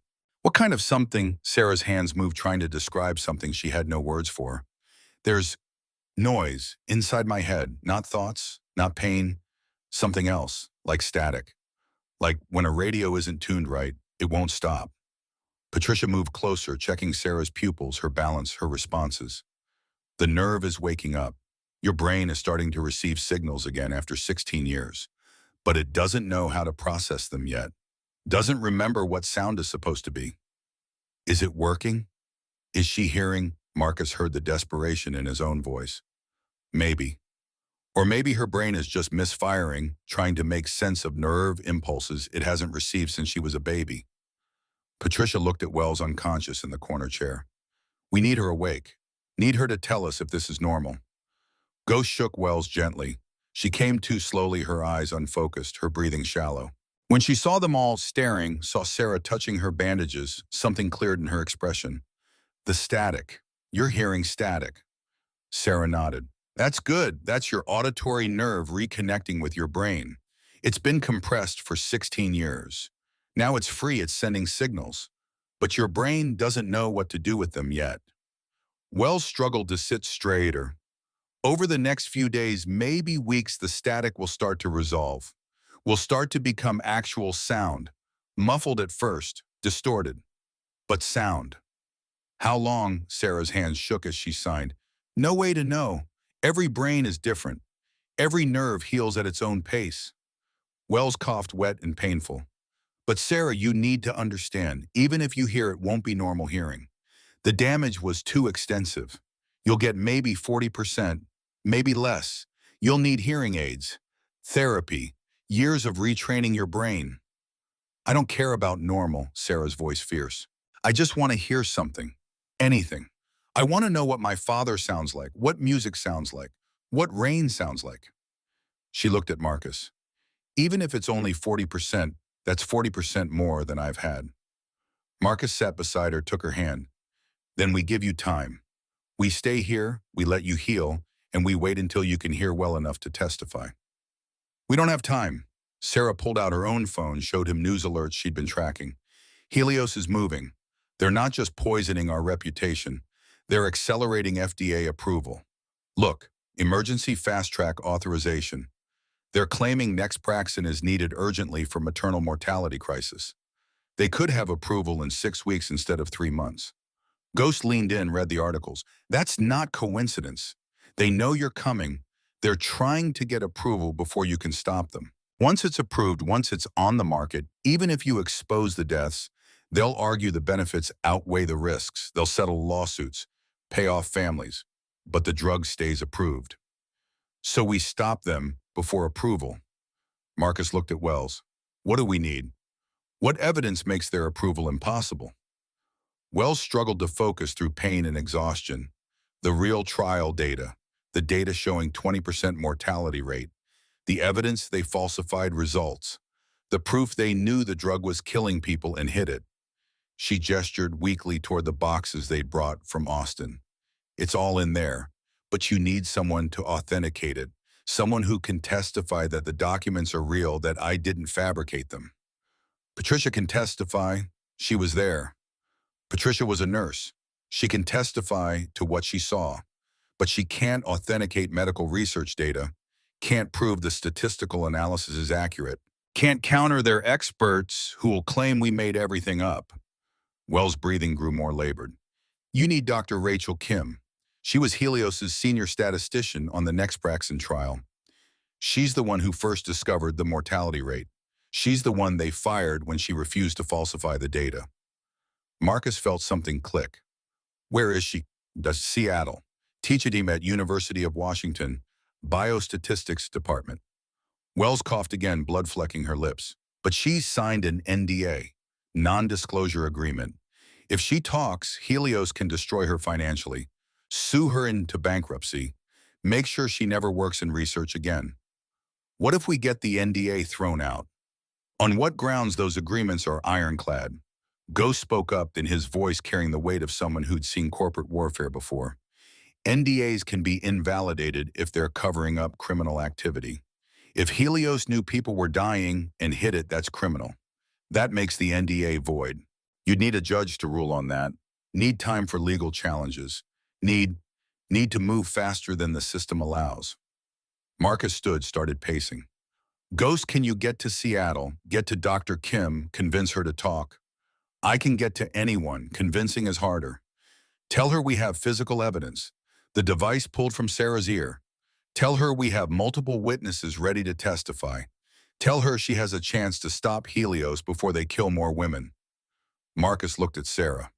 And tell her there's a 16-year-old girl who's been deaf since birth because of that trial, who lived in pain because they were too coward to admit their mistake. Tell her that girl wants to look them in the eye and make them answer for it. Ghost nodded. I'll leave tonight.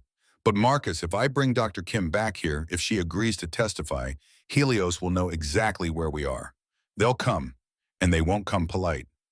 Let them come. Marcus felt that old combat certainty settling over him. We've got 3 days until Sarah's stable to move. 3 days to get Dr. Kim's testimony on record. 3 days to build a case so solid Helios can't bury it. He looked at everyone in the room. 3 days to finish what they started 16 years ago, when they killed Maria and destroyed Sarah's hearing. Patricia stepped forward. I'll get Sarah ready to testify. Work on her endurance. Make sure she can handle hours of questions without collapsing. Wells managed a weak smile. And I'll stay alive long enough to authenticate every page of evidence, to confirm every death, to make sure my testimony is on record before this cancer finishes me. What about Cisco and the club? Sarah asked. If Helios figures out we're coordinating, they'll go after them first. Marcus pulled out the encrypted phone, sent a message, going dark for 72 hours. If you don't hear from me by then, burn everything. Cisco's response came immediately, Roger that. We'll hold the line. The next 3 days moved like combat time, hours that felt like minutes when you were preparing, and minutes that felt like hours when you were waiting. Ghost left for Seattle that night, driving a truck that had no registration and license plates that changed every 100 miles. Patricia worked with Sarah, slowly removing bandages, checking healing, documenting every sign that hearing might be returning. The static in Sarah's head grew louder. She described it as waves now crashing and receding, sometimes resolving into something that might be actual sound before dissolving back into noise. She couldn't tell if she was hearing voices or imagining them. Couldn't distinguish between memory and sensation. Marcus watched her frustration build, watched her press hands to her ears, trying to force the static to become something comprehensible. Watched her cry when nothing made sense, when the promise of hearing remained just out of reach. On the second night, she found him on the porch keeping watch while Ghost traveled and Helios presumably searched. What if it doesn't work? Her voice small in the darkness. What if I went through all that pain, all that risk, and I still can't hear?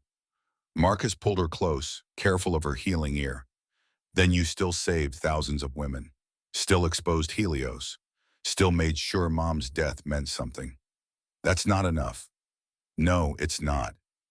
Marcus didn't lie to her. Never had. But it's what we have. And sometimes what we have is enough even when it's not what we wanted. Sarah was quiet for a long time. When she spoke again, her voice carried something harder. I've been reading the trial data, reading about the women who died. They all had something in common. What? They were all poor, all from communities without good medical care. All the kind of patients nobody pays attention to when they complain about side effects. Sarah looked up at him. Helios chose them on purpose, chose women whose deaths wouldn't make headlines, whose families wouldn't have resources to sue. They calculated that these lives were worth less than the profit Next Braxton could make. Marcus felt sick. He'd seen that calculation before in military operations where civilian casualties were deemed acceptable losses. Had hated it then. Hated it more now when the casualties were women who just wanted to survive childbirth. That's why we're going to destroy them. Not just stop the drug, destroy the whole company. Make them an example of what happens when you decide some lives don't matter.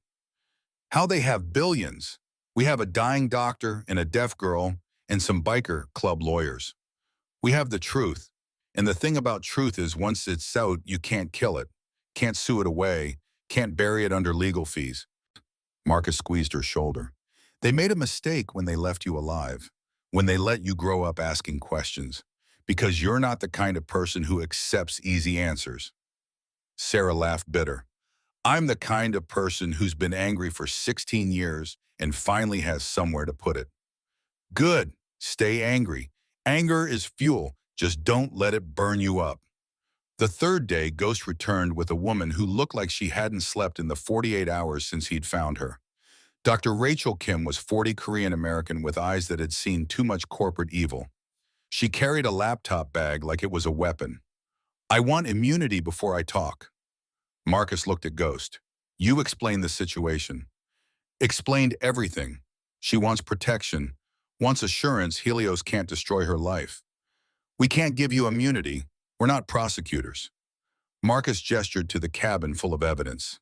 But we can give you a chance to expose what Helios did before they kill more women, and we can make sure your testimony is public enough that silencing you would be obvious murder.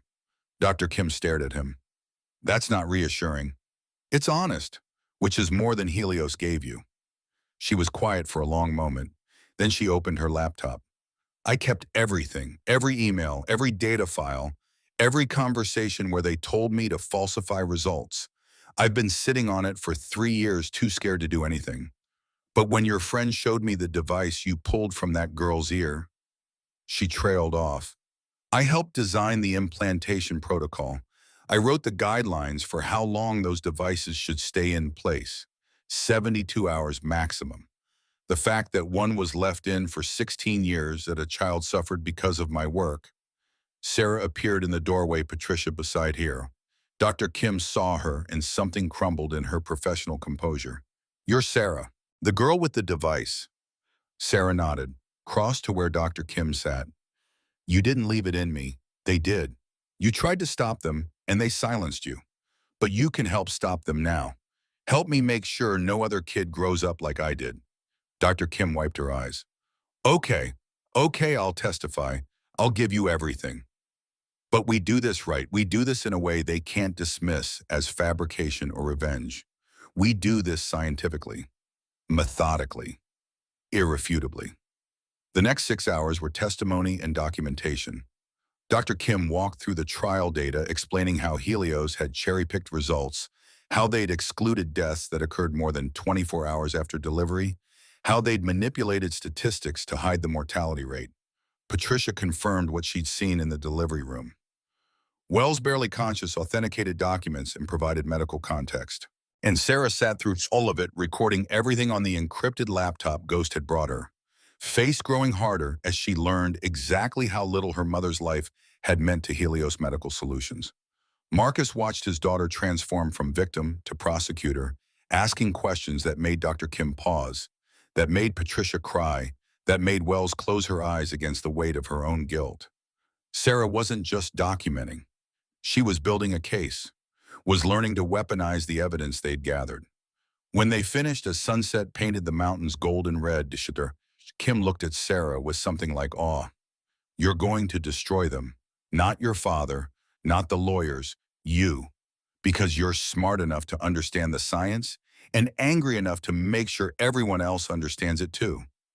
Sarah touched the bandages, still covering her healing ear. I'm going to make sure every woman in America knows Next Braxton killed my mother, killed 22 others, would kill thousands more if they get approval. And I'm going to make sure Helios executives go to prison for deciding those deaths were acceptable. That's ambitious. That's justice. Dr. Kim smiled, tired but genuine. Then let's make sure the evidence is bulletproof, because they're going to come after us with everything they have. They worked through the night organizing testimony, cross-referencing documents, building a narrative that even corporate lawyers couldn't dismantle. Ghost kept watch outside, his rifle ready, waiting for the moment when Helios decided silence was worth the risk of violence. Dawn of the fourth day brought two things simultaneously. The first was Sarah running from her room, her face transformed by wonder and terror. Dad, Dad, I heard something. Not static, actual sound, actual words. Marcus was on his feet instantly. What did you hear? Dr. Kim. She was talking to Patricia. I heard her voice. It's muffled. It's weird. But I heard it. I heard actual words. Sarah's hands shook as she signed and spoke together. It's working. Dad, it's actually working. Patricia rushed to check, examining Sarah's ear-testing responses, documenting everything. The nerve has healed enough to transmit. Your brain is starting to interpret signals. Sarah, this is incredible. Most people with this level of damage never. The second thing that happened was a ghost bursting through the door, rifle in hand. We got company, 3 vehicles, professional drivers, coming up the access road, 5 minutes out. Marcus felt everything snap into focus. Combat mode. Protect Sarah. Protect the witnesses. Protect the evidence. Nothing else mattered. How many? At least 6, maybe more. Armed. Helios, who else? Ghost moved to a window, started setting up firing positions. Question is whether they want to kill us or just scare us. Dr. Kim went pale. I told you they'd come. And I told you we'd be ready. Marcus started issuing orders. Patricia, gets Sarah in the basement. Wells, too. Dr. Kim, grab your laptop and the backup drives. Everything goes down there. If shooting starts, you stay there until it stops. Marcus, I can fight. Sarah's voice desperate. You can survive. That's your job. Stay alive to testify. Marcus gripped her shoulders. Everything we did, everything we risked, it's all so you can stand up in court and make them answer for Maria's death. You can't do that if you're dead. Sarah wanted to argue. Marcus could see it in her face. But she nodded, let Patricia pull her toward the basement stairs. Dr. Kim followed, clutching her laptop like it was her firstborn child. Wells, barely able to walk, leaned on Ghost for support as he helped her down. Then it was just Marcus and Ghost, 2 men who'd seen combat before, facing whatever Helios thought was enough force to silence them. Ghost handed Marcus a rifle. Like old times. But old times we had air support and rules of engagement. Yeah, but old times we also weren't fighting for something that mattered. Ghost chambered around. These corporate fucks think they can kill whoever they want because they have money. Let's teach them different. The vehicle stopped at the end of the access road. 6 men got out, all of them moving with military precision. Professional security contractors, the kind corporations hired when they needed violence that didn't officially happen. They spread out, covering angles, moving toward the cabin with tactical efficiency. Marcus's phone buzzed. Unknown number. He answered. A man's voice, smooth and confident. Mr. Martinez, my name is Derek Haynes. I'm head of security for Helios Medical Solutions. I'd like to discuss a resolution to our current situation. Your situation is you killed 23 women and we have proof. We have different perspectives on that, but I'm not here to debate medical ethics. I'm here to offer you a solution that benefits everyone. Haynes's voice never changed tone. You have documents, you have witnesses, and you have a daughter who just had experimental surgery. I'm authorized to offer you $10 million, enough to take Sarah anywhere in the world for the best medical care, enough to live comfortably for the rest of your lives. All you have to do is give us the evidence and sign a confidentiality agreement. Marcus looked at Ghost. Ghost shook his head. This was the offer before the threat, the carrot before the stick. Not interested. Mr. Martinez, please understand. Next Braxton will save thousands of lives. The women who died in the trial were tragic, yes, but they were a statistical anomaly. The drug has been refined. It's safe now. FDA approval means maternal mortality drops by 40% nationwide. You're not exposing a scandal. You're killing thousands of future mothers because you want revenge. The words were designed to find doubt, to make Marcus question whether Sarah's suffering justified stopping a drug that could genuinely help. It was a good argument, professionally crafted, the kind of thing that worked on most people. But Marcus had spent 20 years in combat, had made calls about acceptable casualties, had watched good people die because someone decided their lives were worth less than the mission objective. He knew the calculation Haynes was making, knew it intimately. Those weren't statistical anomalies. They were women. They were mothers. They were Maria. Marcus's voice went cold. And you're not getting the evidence. You're not silencing the witnesses. And you're not stopping Sarah from testifying about what your company did to her. A long pause. That's unfortunate, because I was hoping we could resolve this peacefully. Then leave, turn around, drive away, let the legal system handle it. We both know that's not going to happen. Haynes sighed like he was disappointed. Mr. Martinez, my team has orders. If you don't hand over the evidence, they will enter that cabin and retrieve it. They will use whatever force is necessary. And if anyone is injured or killed in the process, well, the official story will be that you attacked them, that you were an unstable biker with a history of violence who opened fire on security personnel performing a lawful seizure of stolen corporate property. There's 2 former Special Forces operators in this cabin with enough ammunition to fight for days. You want to bet your people against ours. I'm betting Helios Medical's legal department in unlimited resources against a motorcycle club and a dying doctor. Those are odds I like. Another pause. You have 5 minutes to send out the evidence. After that, we come in. The line went dead. Ghost finished setting up his position. They'll breach the front and back simultaneously. Flashbang, smoke, overwhelming force. They'll try to secure the witnesses first, kill us second. Standard hostage rescue tactics, except we're the hostages and they're the terrorists. Marcus moved to the window gauge distances and angles. The cabin had good sight lines but limited cover. 6 contractors with professional training versus 2 older men with combat experience. Math said the contractors won, but math didn't account for motivation. We don't need to win, just need to hold until... His phone rang, different number. Marcus answered. Mr. Martinez, this is FBI Special Agent Jennifer Dawson. I'm 3 minutes from your location with 12 agents. Hold your position, do not engage. We've been monitoring Helios communications and we have warrants for their security personnel. Marcus felt something unclench in his chest. How did you... Your friend Cisco sent us everything 2 hours ago. We've been watching Helios scramble. When their security team moved toward Montana, we knew where you were. Dawson's voice was crisp, professional. Keep your people safe for 3 more minutes. We'll handle the rest. The line clicked off. Marcus looked at Ghost. FBI's coming. Before or after those contractors kill us? During, if we're lucky. The contractors were moving now, spreading into assault positions.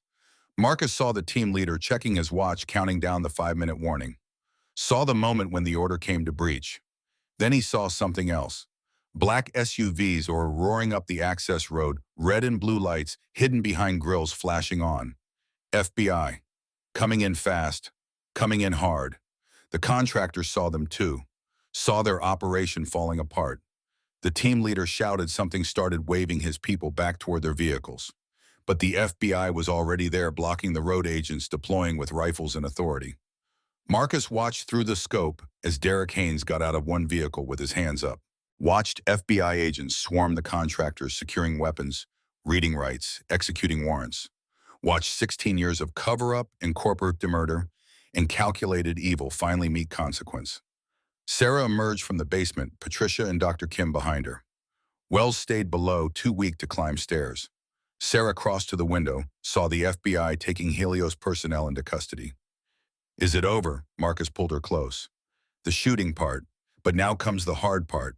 Now you have to testify, have to look them in the eye and make them answer for what they did. I can do that. Sarah touched her bandages. Then slowly, deliberately, she reached up and started unwrapping them. Patricia tried to stop her, but Sarah shook her head. I want them to see. When I testify, when I stand in front of judges and juries and cameras, I want everyone to see exactly what Helios Medical did to me. The bandages came off, revealing scarred tissue and healing wounds, and the ear that had held a device for 16 years. Sarah stood there vulnerable and fierce, a warrior without armor who didn't need it anymore. Agent Dawson entered the cabin, federal authority radiating from every gesture. She looked at Marcus, at Sarah, at the evidence spread across tables, and the witnesses who'd spent 3 days building an unbreakable case. We're going to need statements from everyone. We're going to need testimony, and we're going to need you to trust that we'll handle this right. Dawson met Sarah's eyes. But first I need to know, are you okay? Do you need medical attention? Sarah straightened, held herself like the 16-year-old who'd survived surgery and pain in the truth of her mother's murder. I'm fine. I can hear, not perfectly, but I can hear, and I'm ready to make sure everyone knows what Helios Medical Solutions did to my family. Dawson nodded slowly. Then let's get started, because we're going to destroy them. Completely. And you're going to help us do it. Outside, dawn light painted the mountains gold. Marcus stood on the porch watching FBI agents process evidence, arrest contractors, begin the machinery of justice. Cisco's voice came through the encrypted phone. Saw the news. FBI raid on pharmaceutical company. You good? We're good. Sarah can hear. Wells is alive. We got them, brother. We actually got them. Good. Long pause. Maria would be proud of both of you. Marcus felt his throat close. 16 years of grief and guilt and desperate searching condensing into this moment. Maria would be proud.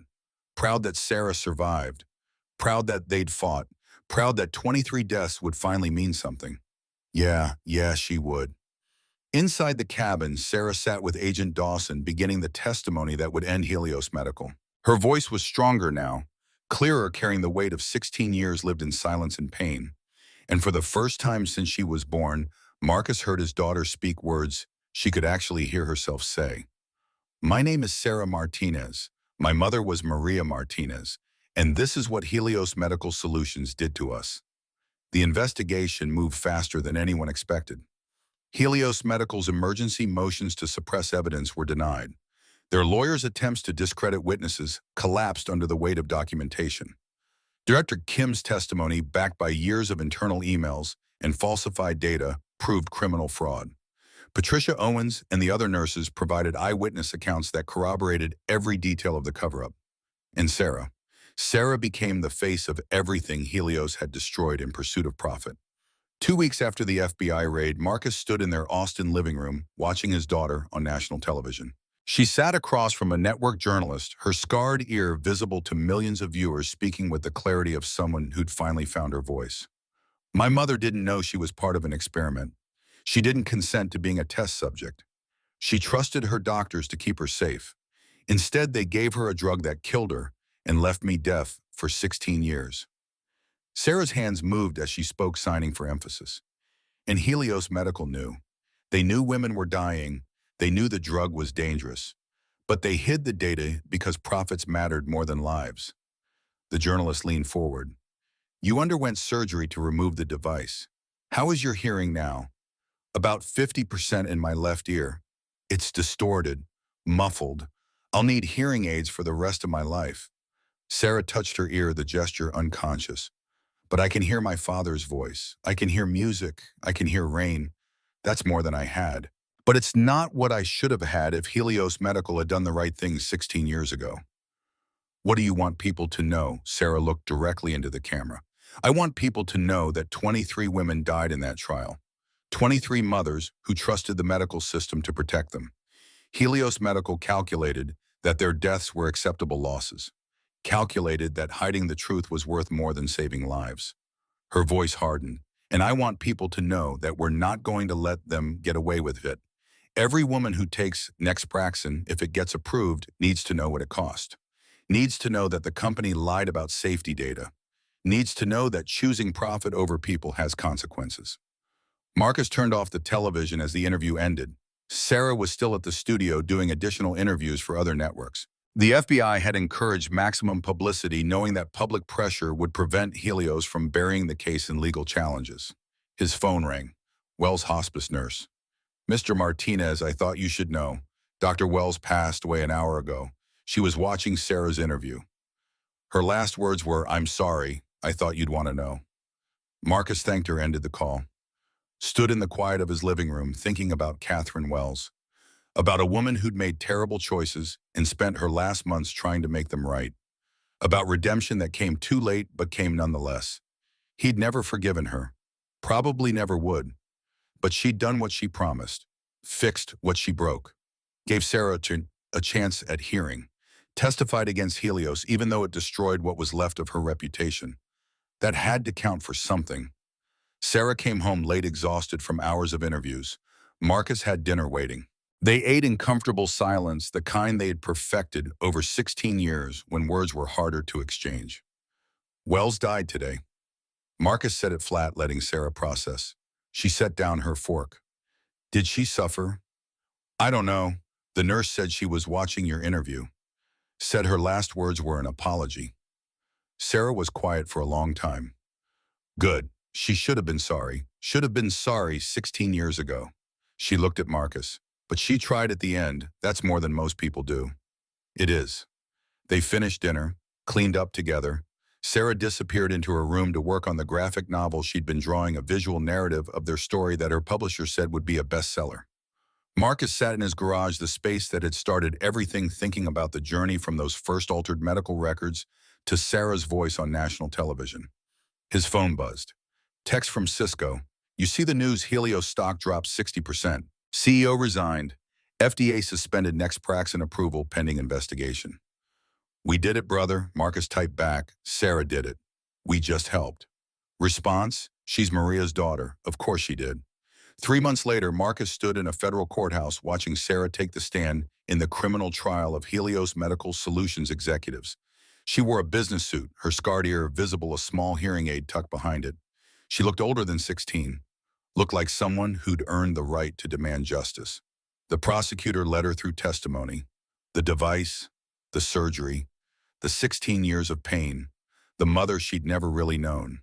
Sarah spoke clearly, signing occasionally for emphasis, her voice carrying to every corner of the courtroom. When she finished, the defense attorney stood for cross-examination. He was expensive, polished, the kind of lawyer corporations hired to destroy witnesses. "Martinez, isn't it true that you've profited considerably from this tragedy? Book deals, television appearances, a graphic novel." Sarah met his eyes.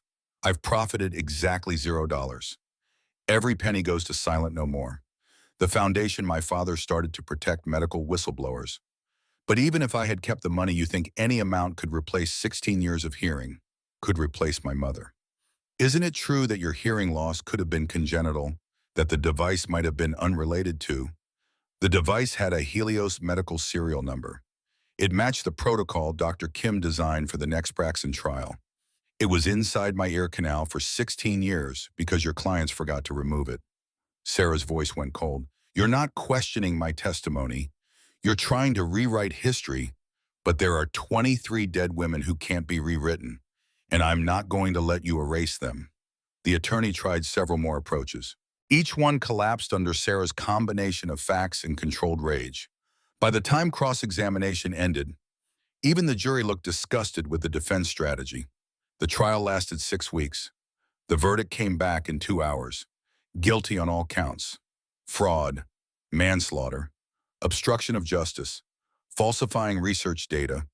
34 Helios executives and researchers were arrested. The company filed for bankruptcy within a month. Nexpraxin was permanently banned from FDA consideration, and the settlement fund established for victims and their families reached $2.3 billion. But the number Marcus cared about most was different: 19. 19 other children who'd been part of the trial who'd had devices implanted and forgotten. 19 kids who got surgery, got treatment, got their lives back because Sarah had fought for answers. 1 year after the trial, Marcus stood in a packed auditorium in Austin. Sarah was on a stage, accepting an award from a medical ethics organization. She'd graduated high school early, was starting college in the fall to study biostatistics and medical law, was planning a career built on making sure what happened to her never happened again. When she finished her acceptance speech, she looked directly at Marcus in the front row. "I want to thank my father, who spent 16 years searching for answers when everyone told him to stop looking, who taught me that some silences need to be broken, who showed me that fighting for justice isn't about revenge, it's about protecting the next person who might suffer." She paused, the auditorium silent. "Dad, come up here." Marcus shook his head. This was her moment, her victory. But Sarah was already waving him up, and the crowd was applauding, and he found himself climbing stairs to join his daughter on stage. Sarah handed the microphone to someone else, turned to face Marcus, put her hands on his shoulders, and for the first time since the surgery spoke words she knew he had been waiting 16 years to hear properly. "I love you, Dad. Thank you for never giving up on me." Her voice was imperfect, carried that slight flatness that came from years of not hearing herself. But it was clear. It was real. It was everything. Marcus pulled her into a hug, felt her shake with emotion. When he spoke, his voice was rough, with 16 years of grief and hope and desperate love finally finding resolution. "I love you too, baby. More than you'll ever know." The audience was crying. Marcus was crying. Sarah was crying, and somewhere Marcus thought Maria was watching her daughter. Their daughter standing in front of thousands of people, scarred but unbroken, using her voice to protect others the way no one had protected her. 3 years after the trial, Marcus stood at the Vietnam Veterans Memorial in Washington, D.C. Sarah beside him now, 19 and finishing her sophomore year at Georgetown. She wore a hearing aid and her left ear had learned to navigate the world with partial hearing the same way she'd learned to navigate it with none. They'd come to honor the names on the wall, the Marines Marcus had served with, the brothers he'd lost, the men who'd taught him that some fights were worth dying for. Sarah placed flowers at the base of the memorial. "You know what I learned from all this? What?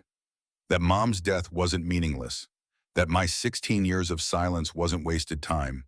It taught me how to fight, how to observe, how to turn pain into purpose." She looked at him. "You spent 20 years learning how to fight in the Corps, but you taught me what's worth fighting for. Not revenge, not even justice. Making sure the next kid doesn't suffer like I did." Marcus put his arm around his daughter. "They say corpsmen never leave a man behind. I carried you for 16 years through every doctor, every procedure, every failure. And when I finally found the answer, it wasn't on a battlefield. It was in choosing to trust someone who hurt us to try to make it right. That's not weakness. That's the hardest fight there is. And we won." "Yeah." Marcus looked at the names on the wall, at the brothers who'd taught him about sacrifice and duty and the cost of protecting others. "Yeah, we did." They walked away from the memorial together. Behind them, inscribed in granite, were the names of men who'd given everything for a cause. Ahead of them was a world that Sarah was helping make safer, one whistleblower protection at a time, one reformed drug approval process at a time, one life saved from corporate indifference at a time. Maria would have been proud. Marcus was proud. And Sarah, scarred, partially deaf but unbreakable, was finally truly free. 5 years after the trial, the medical scandal Marcus and Sarah uncovered led to 34 arrests and permanent criminal records for every Helios Medical Solutions executive involved. The $2.3 billion settlement fund provided compensation to 23 families who'd lost mothers and 19 children who'd suffered complications from improperly managed medical devices. Silent No More became the nation's leading whistleblower protection network for medical professionals. In its first 5 years, the organization protected 127 individuals who came forward about corporate misconduct, leading to 8 additional pharmaceutical investigations and preventing an estimated 50,000 adverse medical events. Sarah Martinez graduated summa cum laude from Georgetown University with a double major in biostatistics and medical law. She now works as a consultant to the FDA, redesigning drug trial protocols to prevent the kind of abuse that killed her mother. Her graphic novel, The Silence We Keep, won a National Book Award, and has been translated into 32 languages. Marcus Reaper Martinez still rides with the Iron Skulls Motorcycle Club, but every year on Maria's birthday, he visits families affected by medical malpractice, not with revenge, but with resources to fight back. He's helped 89 families navigate the legal system, testified as an expert witness in 12 trials, and never stopped believing that some silences need to be broken. Sarah's hearing stabilized at 55% in her left ear. She wears hearing aids and has learned to appreciate sound in a way that people who've always heard never will. She says every raindrop is a miracle. Every voice is a gift. Every moment of sound is a reminder that some things are worth fighting for. On the 16th anniversary of Maria's death, Sarah performed a song she wrote called "The Woman Who Heard My Silence." Marcus sat in the front row of a packed auditorium surrounded by Iron Skulls members who cried openly as they listened to the girl whose life had been changed by one waitress who paid attention, one doctor who finally made things right, and one father who never stopped searching for answers. Because sometimes miracles don't need special equipment or prestigious degrees. Sometimes they just need someone willing to watch, to trust their instincts, and to speak up. Sometimes they need someone like Marcus, a corpsman, who understood that the hardest battles aren't fought with weapons. Sometimes they need someone like Sarah, who learned that silence can be broken, that justice is worth fighting for, and that some wounds, when they heal, make you stronger than you ever were whole. Maria didn't live to see justice served, but her daughter, deaf, no longer silent, no more, made sure the world remembered her name. And that 23 mothers who died for profit would never be forgotten.